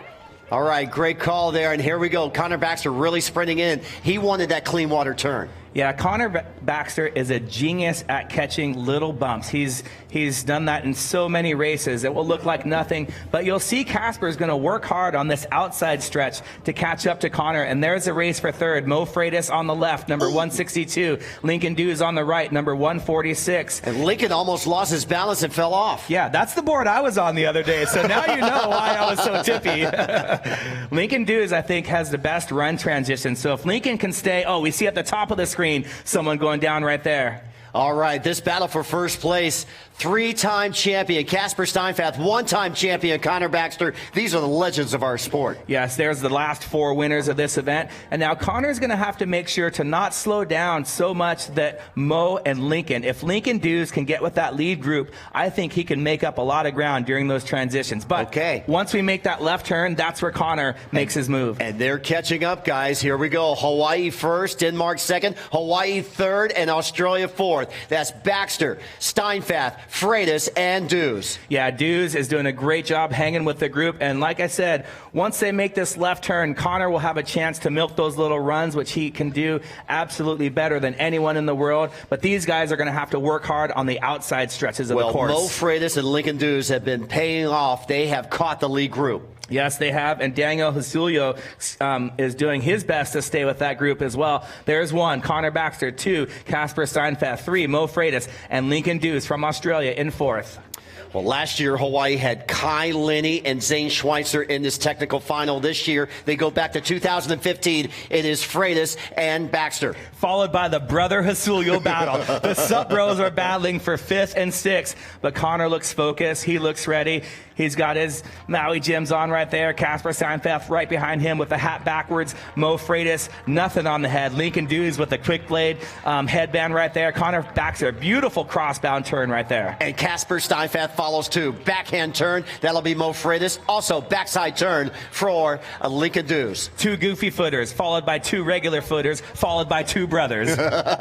Doesn't get any better than this. Ladies and gentlemen, you are watching the 2017 ISA World SUP and Paddleboard Championships. Thank you, Fernando Aguirre, for all your hard work, for getting surfing into the Olympic Games coming up in 2020. And who knows, in 2024 in Paris, we could see this same race of SUP technical, SUP distance, and going down is Mo Freitas and Drew, and now going down on the outside, that is Lincoln Dews. Drew, did you see that? Oh, a lot of trouble in buoy turn number 3 as Mo Freitas goes down, then bumps into Lincoln Dews, causing him to go down. But look at the push going on right now for 3rd and trying to catch 2nd and 1st. Well, I tell you what, it didn't even look like Mo Freitas fell down. He's still in that lead group. And wow, now Kasper Steinfeth, he fell off his board, but never... Go ahead, Drew. I said, and now, remember last year in Fiji, Kasper Steinfeth was riding in 3rd behind Kai Lenny and was able to catch that runner at the very end and take the gold. So don't discount him being in 2nd. He's used to that. 9 minutes and 20 seconds. We have just completed course lap number 1 with 2 more laps to go. Yeah, and there you saw Connor's fiance, Anae, handing him some water right there. Lincoln Dews, he actually ran onto Mo's board, which caused Mo to fall, which then caused Lincoln to fall, and now that gives Casper and Connor a bit of a break. Wow, I'm exhausted, AV.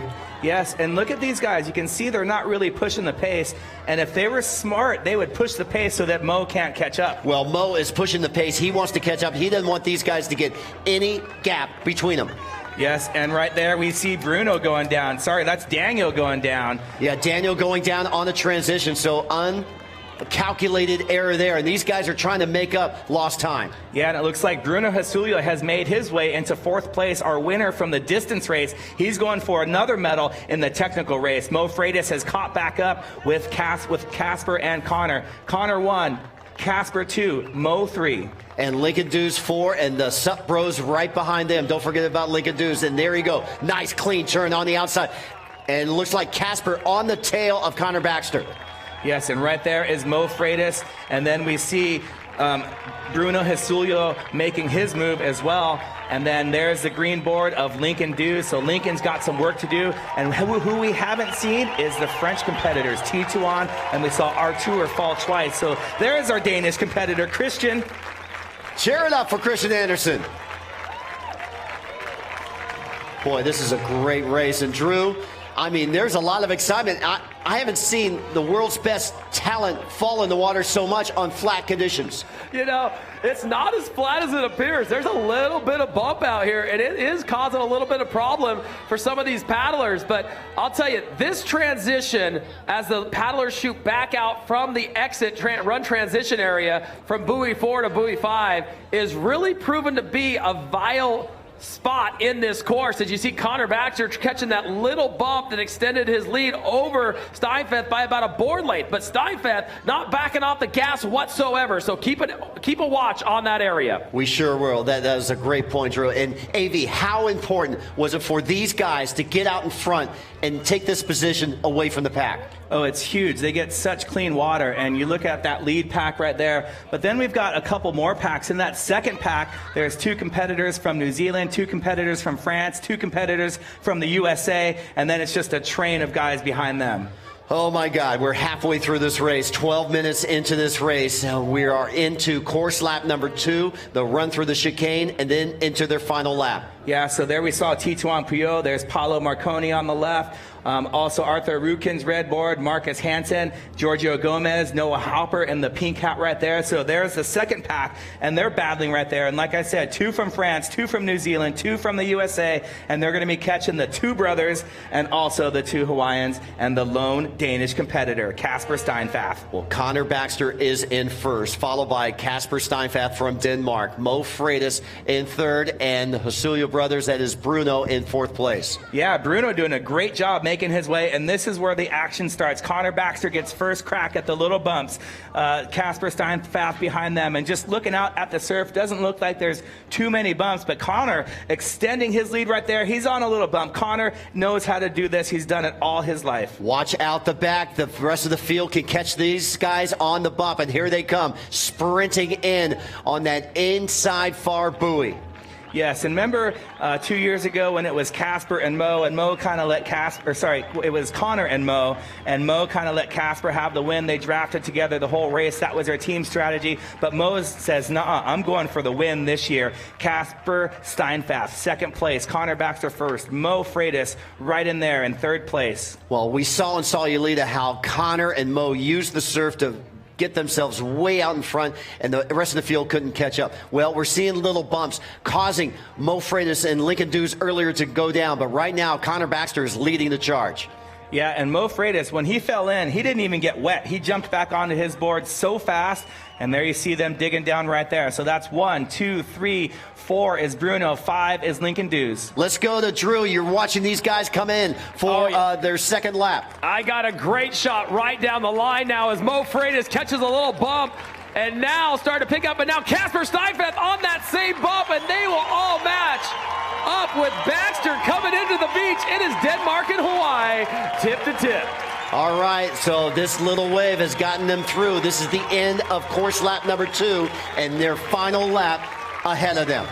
How was that? The little wave, the Danish gods sent Kasper a wave, and here is Connor Baxter, followed by Kasper Steinfath. It's Connor, it's Kasper, it's anybody's race right now. I even saw Bossman running in the chicane.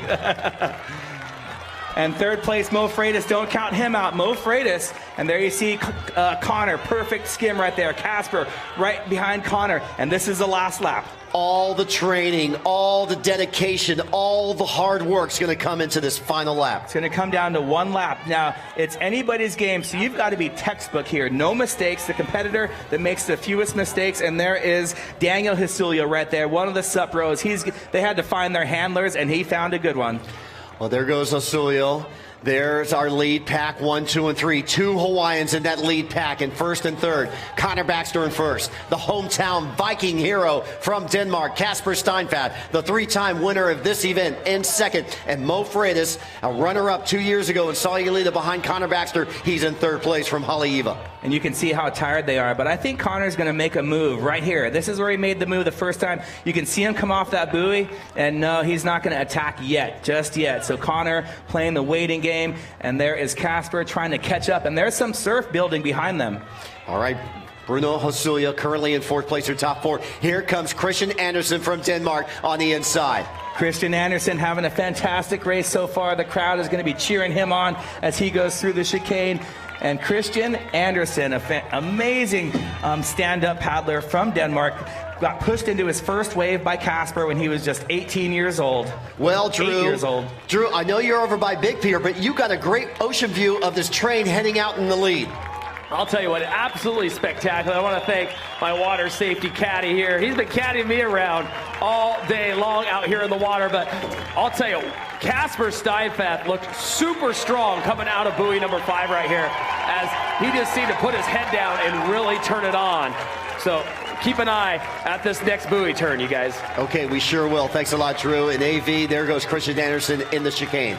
And what a great experience for this young competitor to compete in his first ISA World SUP and Paddleboard Championships in his hometown. And it won't be his last. It will definitely will not be his last. Not be his last. You know, 4 years from now, he could be up there with Kasper. I would not be surprised if he was. He trains hard. He's got great technique, and the youngster has enthusiasm. Okay, back out to the lead pack. Baxter, Steinfath, Freitas, 1, 2, and 3. Wow, these guys are stroke for stroke. So they've got 1, 2, 3 more turns, 2 left turns and 1 right turn, and then it's into the wave zone and a sprint run up the beach. They must finish with their paddles. We saw a couple of years ago Kasper's first win. Jamie Mitchell dropped his paddle, and Kasper was able to run through the finish for his first technical race world championship. Well, we know JM is watching right now. Jamie Mitchell, former world champion at the ISA, former 10-time Molokai champion, just recently won the Porta Escondido Big Wave event over at the WSL Big Wave Tour, and the Big Wave World season just getting underway with the Northern Hemisphere, and he's on pins and needles watching his best right here because he takes so much pride in this. And there we go, our top 3 over by you, Drew. And what do you see? Well, I'm now running across the beach right now with all the Danish fans, and they are stoked as Kasper trying to make a move for first place. Come on! There they go, Connor Baxter, Kasper Steinfath, and Mo Freitas. They are in a full sprint. Cheer them on. This is the final lap turn when they go one more time around the yellow buoy to come in. Yeah, and it looks like Connor Baxter has just put it into the next gear. Connor's going to make this final left-hand turn as a goofy footer. That's going to be his fastest turn. And Kasper Steinfath is right there, and Mo Freitas also right behind him. But after this turn, Connor's going to get first crack at the bumps and the runs. You heard Connor Baxter in Copenhagen. I want to shock the world. Can he shock the hometown favorite? Here they come. The final turn, the final stretch. It's Baxter, it's Steinfath, it's Freitas, all up for gold, silver, bronze, and copper. And you see Connor Baxter, he had a little bit of a smile. He felt himself getting a little bump. And look at Mo Freitas getting a bump, moving ahead of Kasper Steinfath. Mo might even catch up to Connor. Here comes Mo Freitas from third to second to first. It's the 2 Hawaiians. It's going to be a run up the beach between these two. Mo Freitas has entered into next level, and it's going to be a run up the beach, Bo. It's going to be a photo finish. Who's going to win? It will be a Hawaiian. Oh, I believe it could be Mo Freitas. It depends on where the shocker. Where was the finish line? Oh, Casper getting some high fives. Third place in his hometown. Excellent performance by Casper Steinfath. What a finish for Mo Freitas. He was in third. He caught that wave. How did he find that wave?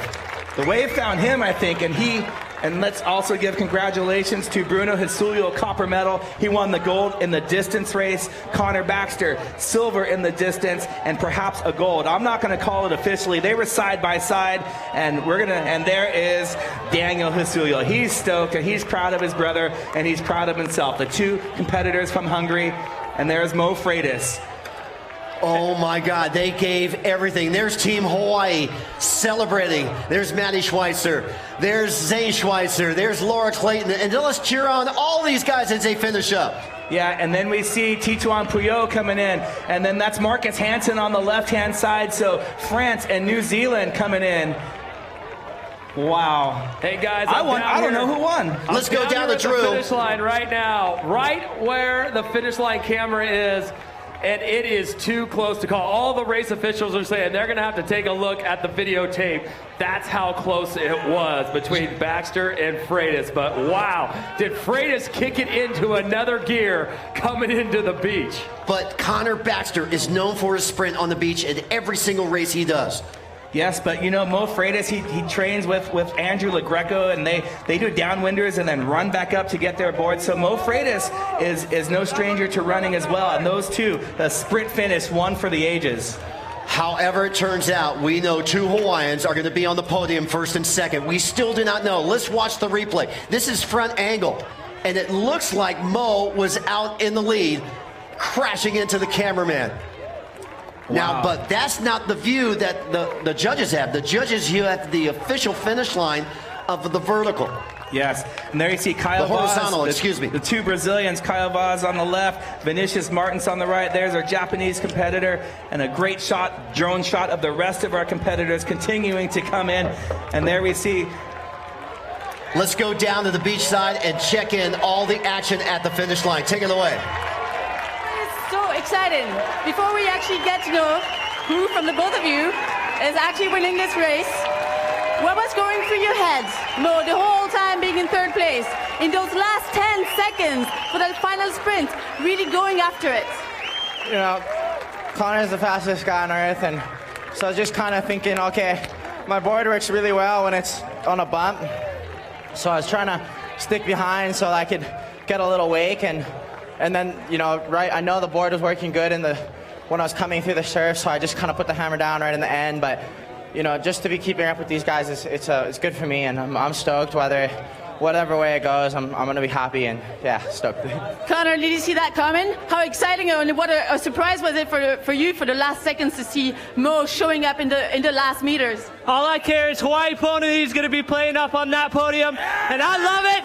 Hawaii's where it's at. This is cold Hawaii. We love everybody here. If it wasn't possible at our sponsors, Palladium, you know, we wouldn't be here. So I love everyone. Thank you for making this possible. You! Hawaii Day! All right. Thank you, guys. Oh my God, chicken skin. Tony Freitas, I know it is 2:27 a.m. in the morning back home in Haleiwa, and we are just moments away from the judges to announce officially, because it looked like Mo, but it could have been Connor. We don't know. We don't know. It's a photo finish. Oh, that side angle. Whoever got that side angle is going to be an epic angle. And for Lincoln Dews, that one turn where he got caught up on Mo's board. Mo fell, but he jumped back up so fast and was able to stay with the leaders. Yeah, this is the front view again. Again, look at the left shoulder, the 147. Did that left shoulder get in before Mo Freitas? It depends on what the rules are. It depends on, is it full body? Is it first body part? Is it paddle? So we're going to have to see what the actual the judges say. But there's Casper Steinfath. So proud of that young man for having a fantastic championships. He had a great race, but it came to that final push at the end, and Mo Freitas found that bump, and Casper was on the bump, but Mo excelled and was determined. There's the champagne for gold, silver, and bronze. We know bronze is Casper Steinfath. He's had a bronze medal once before and 3 golds, but Is it Mo Freitas?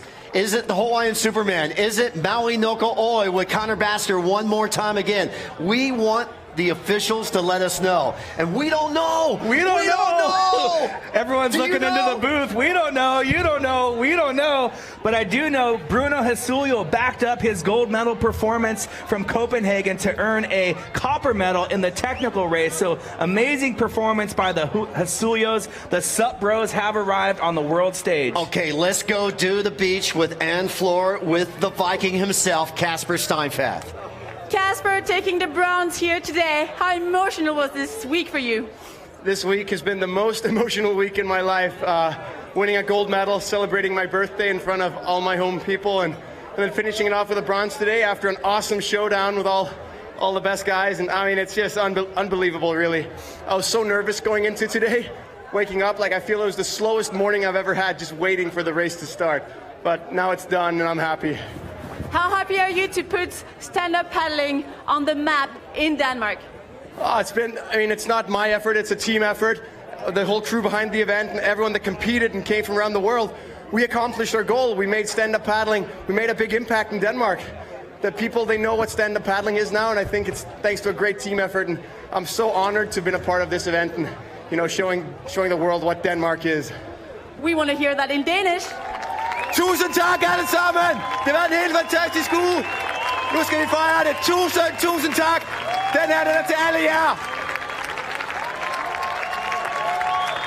You gotta love that moment. He's in home at a World Championship event in his backyard. A 3-time gold medalist in this event alone. And of course, he just recently won the sprints over in Copenhagen, Casper Steinfath. He's been a wonderful host. He's a great ambassador. And oh yeah, he's a vice president of the ISA. And does he know that that you crashed his house yesterday?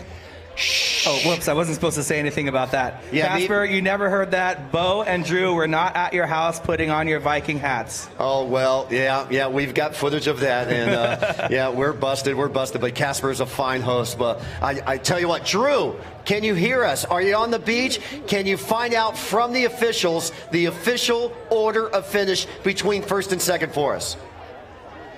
So we really want to know officially, because we don't know. We just don't know. Was it Mo? Was it Connor? Papas, who won? Even the athletes have opinions out there. This is truly amazing.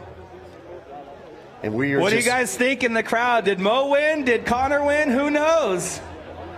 Connor, some people saying Connor. Yeah. Some people saying Mo. Maybe Connor's left shoulder got through there, and we just can't figure out who was first or second. But we do know 2 Hawaiians are first and second. That we do know. And I love what Connor said. He's like, it doesn't matter. It's all about Team Hawaii. Hawaii is where it's at, and we're in cold Hawaii. We've seen so many different weather patterns like Hawaii. We've seen rainbows like Hawaii, and we might have an official call. Yeah, we're going to get an official call, and Drew's out there with the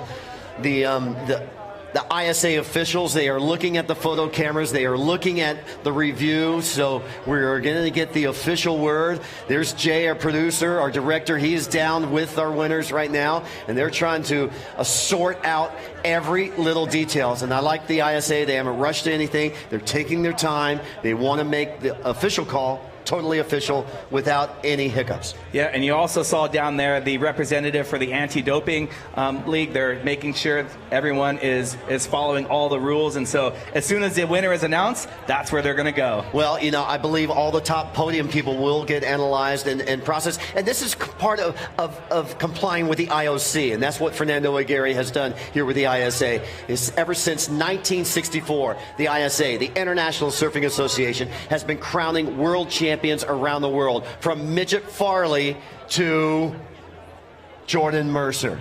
I mean, it is amazing what the International Surfing Association has done, and Fernando Aguirre has now put himself with surfing in the Olympics at the Tokyo 2020 Games, and we could see SUP technical racing, SUP surfing, SUP distance racing coming up in the Paris Games of 2024, and how exciting would that be, along with the Los Angeles Olympics coming up in 2028. And we are still awaiting official word for our champion of this race, and we still not have got the official word. And Drew, if you're in the area, get with the officials, get with Barrett, get with Marcos, and find out who our champion is, because we are just waiting pins and needles to announce that champion.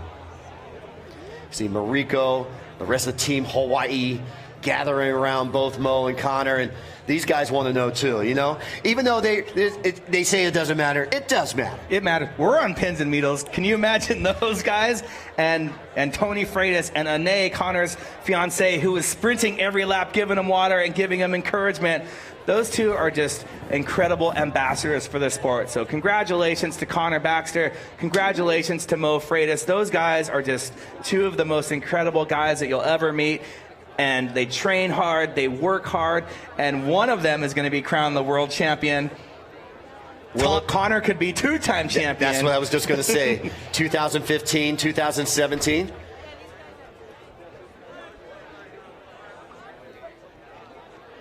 Don't forget tomorrow, the relay races, all important relay races coming up here.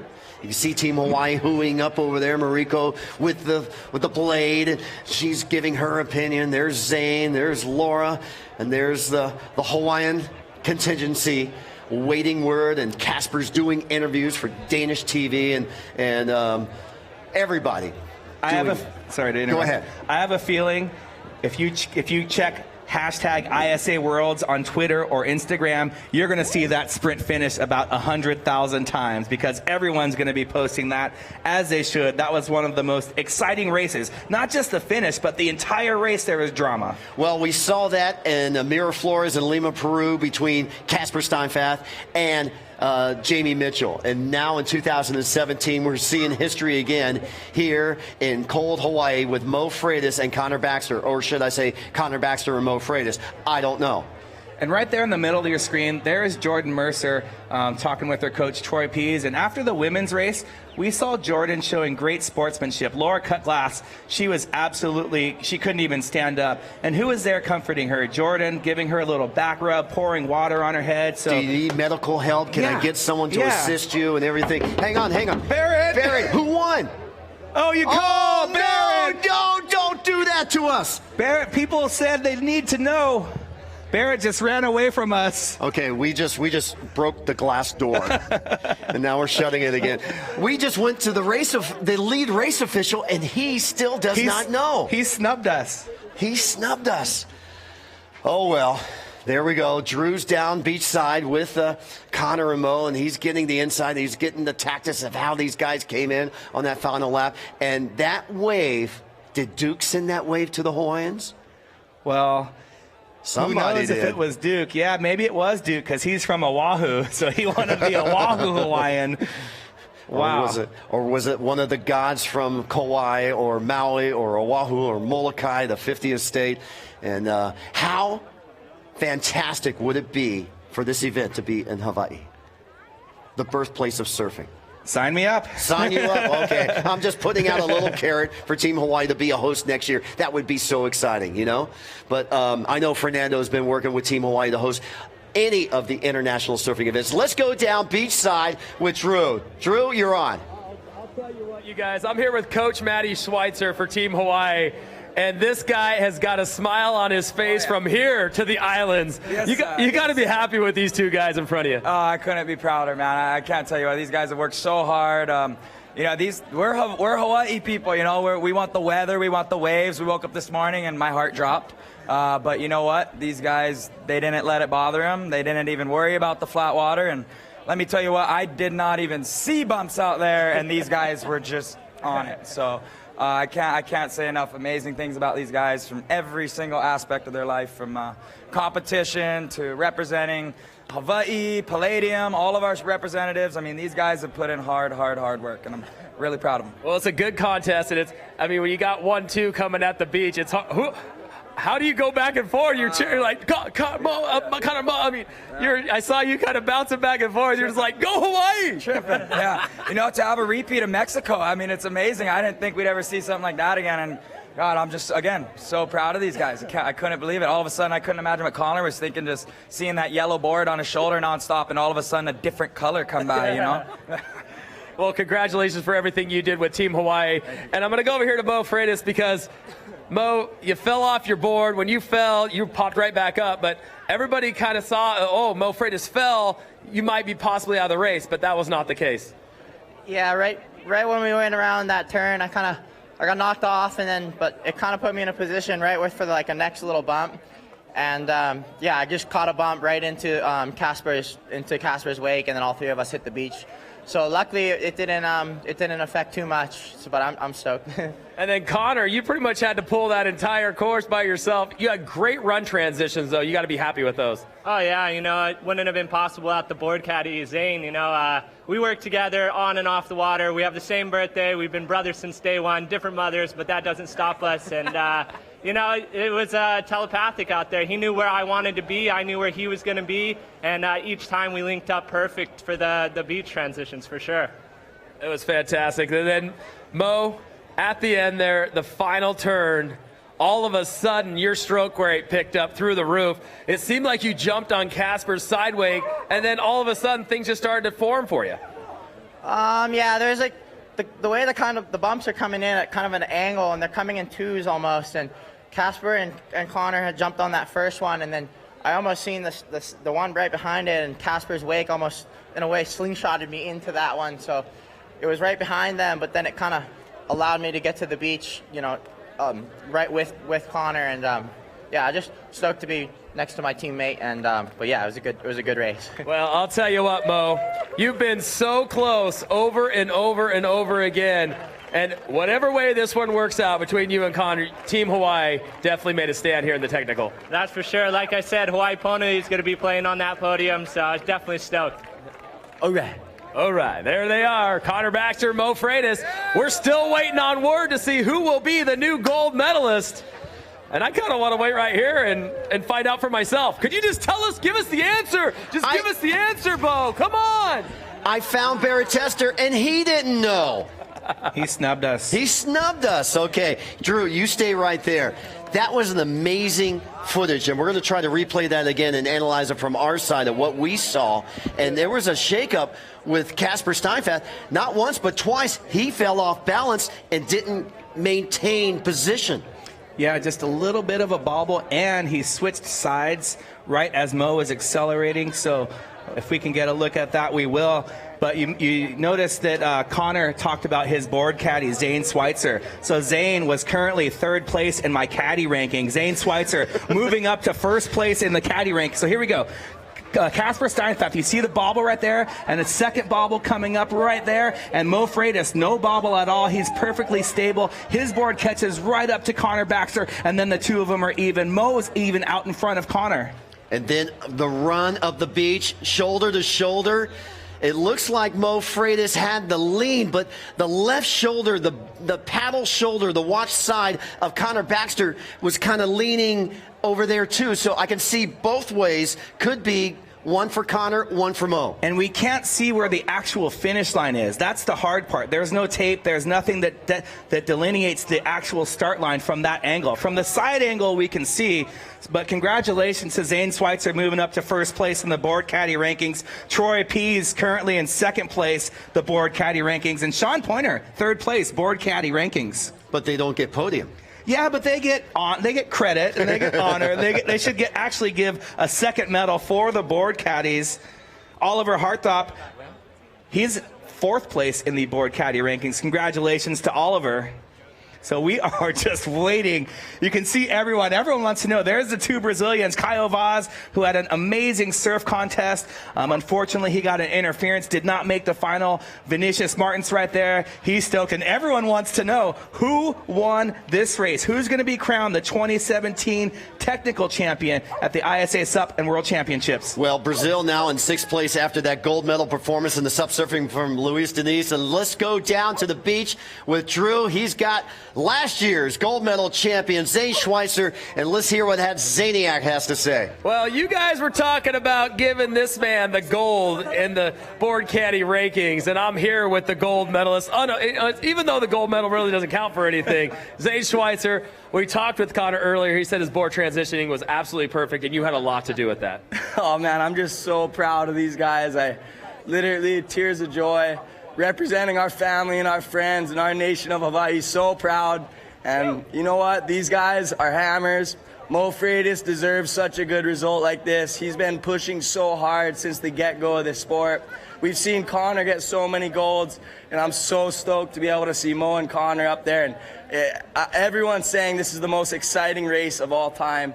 I've seen all kind races over the last decade, and I was just cringing and screaming, and oh my gosh. Just so proud. Talk about the communication between you and Connor. When Connor's coming into the beach, he's looking for you. You're throwing your hat in the air. You're doing cartwheels, basically trying to get his attention. Talk about the communication between you two in the chicane and coming out of the chicane. Yeah, you know, we've worked together since we were 12 years old, from windsurfing to surfing to now stand-up paddling, and we've been training together, competing together, and so we're kind of on the same wavelength when it comes to what move we're going to pull next. And, you know, it's just, you know, I feel like I just won, you know, seeing my best friends up there on the podium, and Connor, my teammate with Starboard, ever since we were kids. And, you know, this is huge. This is history right here. And, you know, this is going to hopefully inspire so many kids out there. You know, it doesn't matter where you're from, doesn't matter what kind of family, what kind of support you have. You just keep those goals locked in your head and in your heart. You keep pushing forward, because you know what? Dreams can be accomplished. These guys are proving it today. Louise proved it in the surfing. So power to the people. All right, man, I see you getting kind of emotional. A couple of tears falling out of this man right here, the Zaniac. And we're still waiting, so we'll go back to you guys and we'll wait. Thank you so much, Drew. Aloha. It was one I heard from Zane Schweitzer there, and he talks about the aloha and the camaraderie and the teamwork. And it takes a team for an individual to win. It really takes a team, and like they keep talking about, not just the team that's here, but all the supporters from back home that help them with so many different facets and help these 286 athletes from 42 countries assemble here. And not just the athletes, but the production, all of the volunteers, the lifeguards, and just so many people it takes to make this event happen. And you know what? We've got the heat highlights of the men. Let's check this out, AV. So right here you see a perfectly clean start right there, and Casper Steinfeth out to the early lead in his patented stagger stance and high stroke rate. Oh man, he pulled this course for over half the race. Yeah, Casper was basically in the lead or second place the entire time. He was never in third, and look at the pack right there. It is stacked. This was full chaos right after Casper and Giorgio go around here, and look, boom, already first guy coming down. But how about the work from Christian Andersen today from Denmark? Yeah, the young 16-year-old had a fantastic race, and there you see the beginning of the start lap. Giorgio Gomez on the left, Lincoln Dews making a move, and there is Casper Steinfeth, your three-time gold medalist in the technical race and also the sprint race winner this year. And this is where Connor Baxter said, okay, Casper, I know you're the host, but I'm going to go out in the lead, and that was the end of the first start lap. So now we're going into the first of three full laps. Connor Baxter out to the lead, Casper Steinfeth behind him. You see Lincoln Dews kind of shaky, two Hasulia brothers, and Mo Freitas as well. Well, that was the pack, and they broke away from there. And there you see Christian Andersen again making the transition. Connor Baxter got about a 3 board length lead. We're listening to Kevin and David.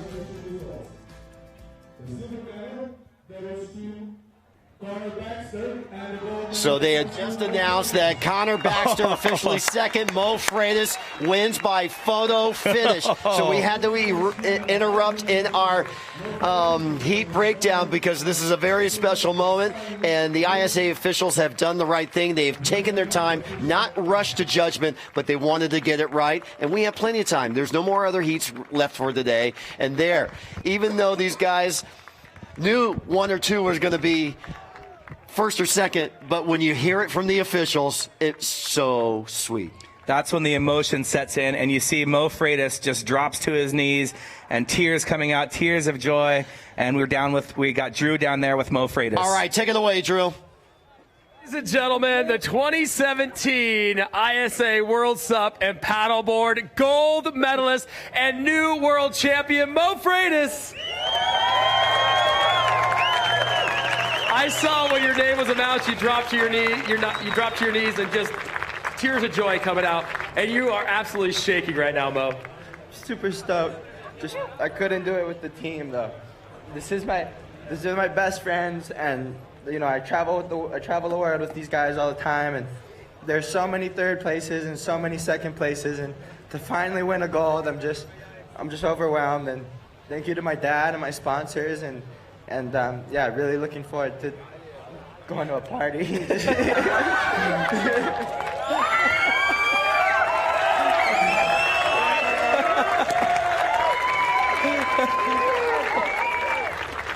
Mo, you've been so close time after time, and now you won it. So, hey, go out, celebrate it in a big way for Team Hawaii. Congratulations. Thank you so much. Hawaii all the way. Oh, yeah. Hey, Drew, right behind you is Fernando. Get Fernando on the mic as they cheer Mo Freitas up. They're going to carry Mo away. Mo's going to be carried to the next party, you guys. So congratulations to that man. That's the Schweitzer brothers, Maddie and Zane, and I want you to interview Fernando and get his feeling about this exciting event. Hey, Fernando and Gary in the chicane. You were standing there when all that took place, and I saw you jumping up and down. You didn't know who you're jumping up and down for. No, it was impossible to call. Even when I was watching with us, I said, we need to look at the camera. And I asked him, how long is it going to take to make a decision? We need to finish the race. We need to finish the race so we can look, and then we need to read the rule book, absolutely. And it was the front of the chest. I know that sometimes, in some, you can say, okay, I can dive and get my head first. It's the front of the chest, and it was... congratulations to all the competitors. It was an amazing final. The sun came out in Denmark for us. It was the ISA Karma Day, so I think it was a great day. Now, Fernando, you started this many, many years ago, and here we are today at going down one of the most insane races of all time, and all your hard work, all your fruits of your labor are now coming to fruition. How does that make you feel as the president? It doesn't matter. I'm the president, but, without these guys, I'm nothing. This is for the athletes, and the athletes have been behind the ISA all these years, and we deliver, they come, and this is really a pleasure. For me, it's just an honor to be able to be part of this. Well, myself and so many the athletes and everybody, thank you for all your hard work, all your service, and everybody's antsy about next year. Where are we going next year, Fernando? We're either going, and when I made the announcement, we're either going to Asia, America, or Europe. You'll find out in the next 30 days. Okay, you heard it from the ISA president himself, Fernando Aguirre. So it's still up in the air at this point, and Mo Freitas is on his way to the party. Back to you guys. Thank you so much, Drew. Thank you so much, Fernando. And you heard it, America, Asia, or Europe for the ISA for SUP for 2017. And we're going to do the highlights one more time, but we know the conclusion now of the highlights. Wow, what an emotional win for Mo Freitas. And there you see him in third. There's Connor, Casper, and Mo out to the front in the beginning of the start lap. And Connor was on a mission, and there's where you see Lincoln and Mo fall down because the top of nose board from Lincoln crashed into the tail of Mo Freitas'. Yeah, and there's a back angle view of that same fall right there, but Mo Freitas did not let that faze him at all.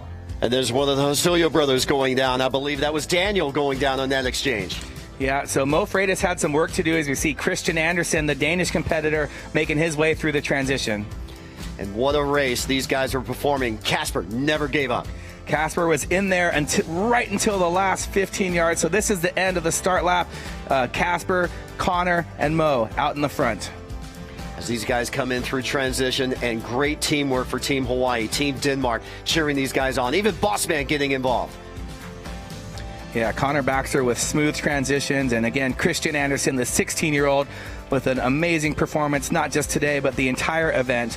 And there you see him, the Danish crowd cheering him on as he goes back to his board through the run transition chicane. But back to our leaders, it was all about Connor and Casper. And here comes Mo. He never gave up. He never gave up. And this is the moment where he made his move. You see Casper with a little bit of a bobble, and he switched. Mo stayed on the same side. He milked that bump, not just to Connor, but past Connor, and was able to come up to the lead. But Connor was not going to give up. Well, last year at the PPG, these guys were running for it, and Mo had the hiccup on the sand, and Connor did the sprint. This year, no hiccup for Mo, and Casper takes third in his home country. Yeah, and I think Mo kind of had a feeling it was him I kind of thought it was Mo. It looked like it, but maybe Connor snuck in there. But like you said, they took their time. We didn't have to rush, and they made the right call. Mo Freitas is your world champion. Well, you heard it. One of the most exciting races in SUP technical history right here in cold Hawaii, Denmark. You saw it here live at ISAWorlds.com. And there's the champagne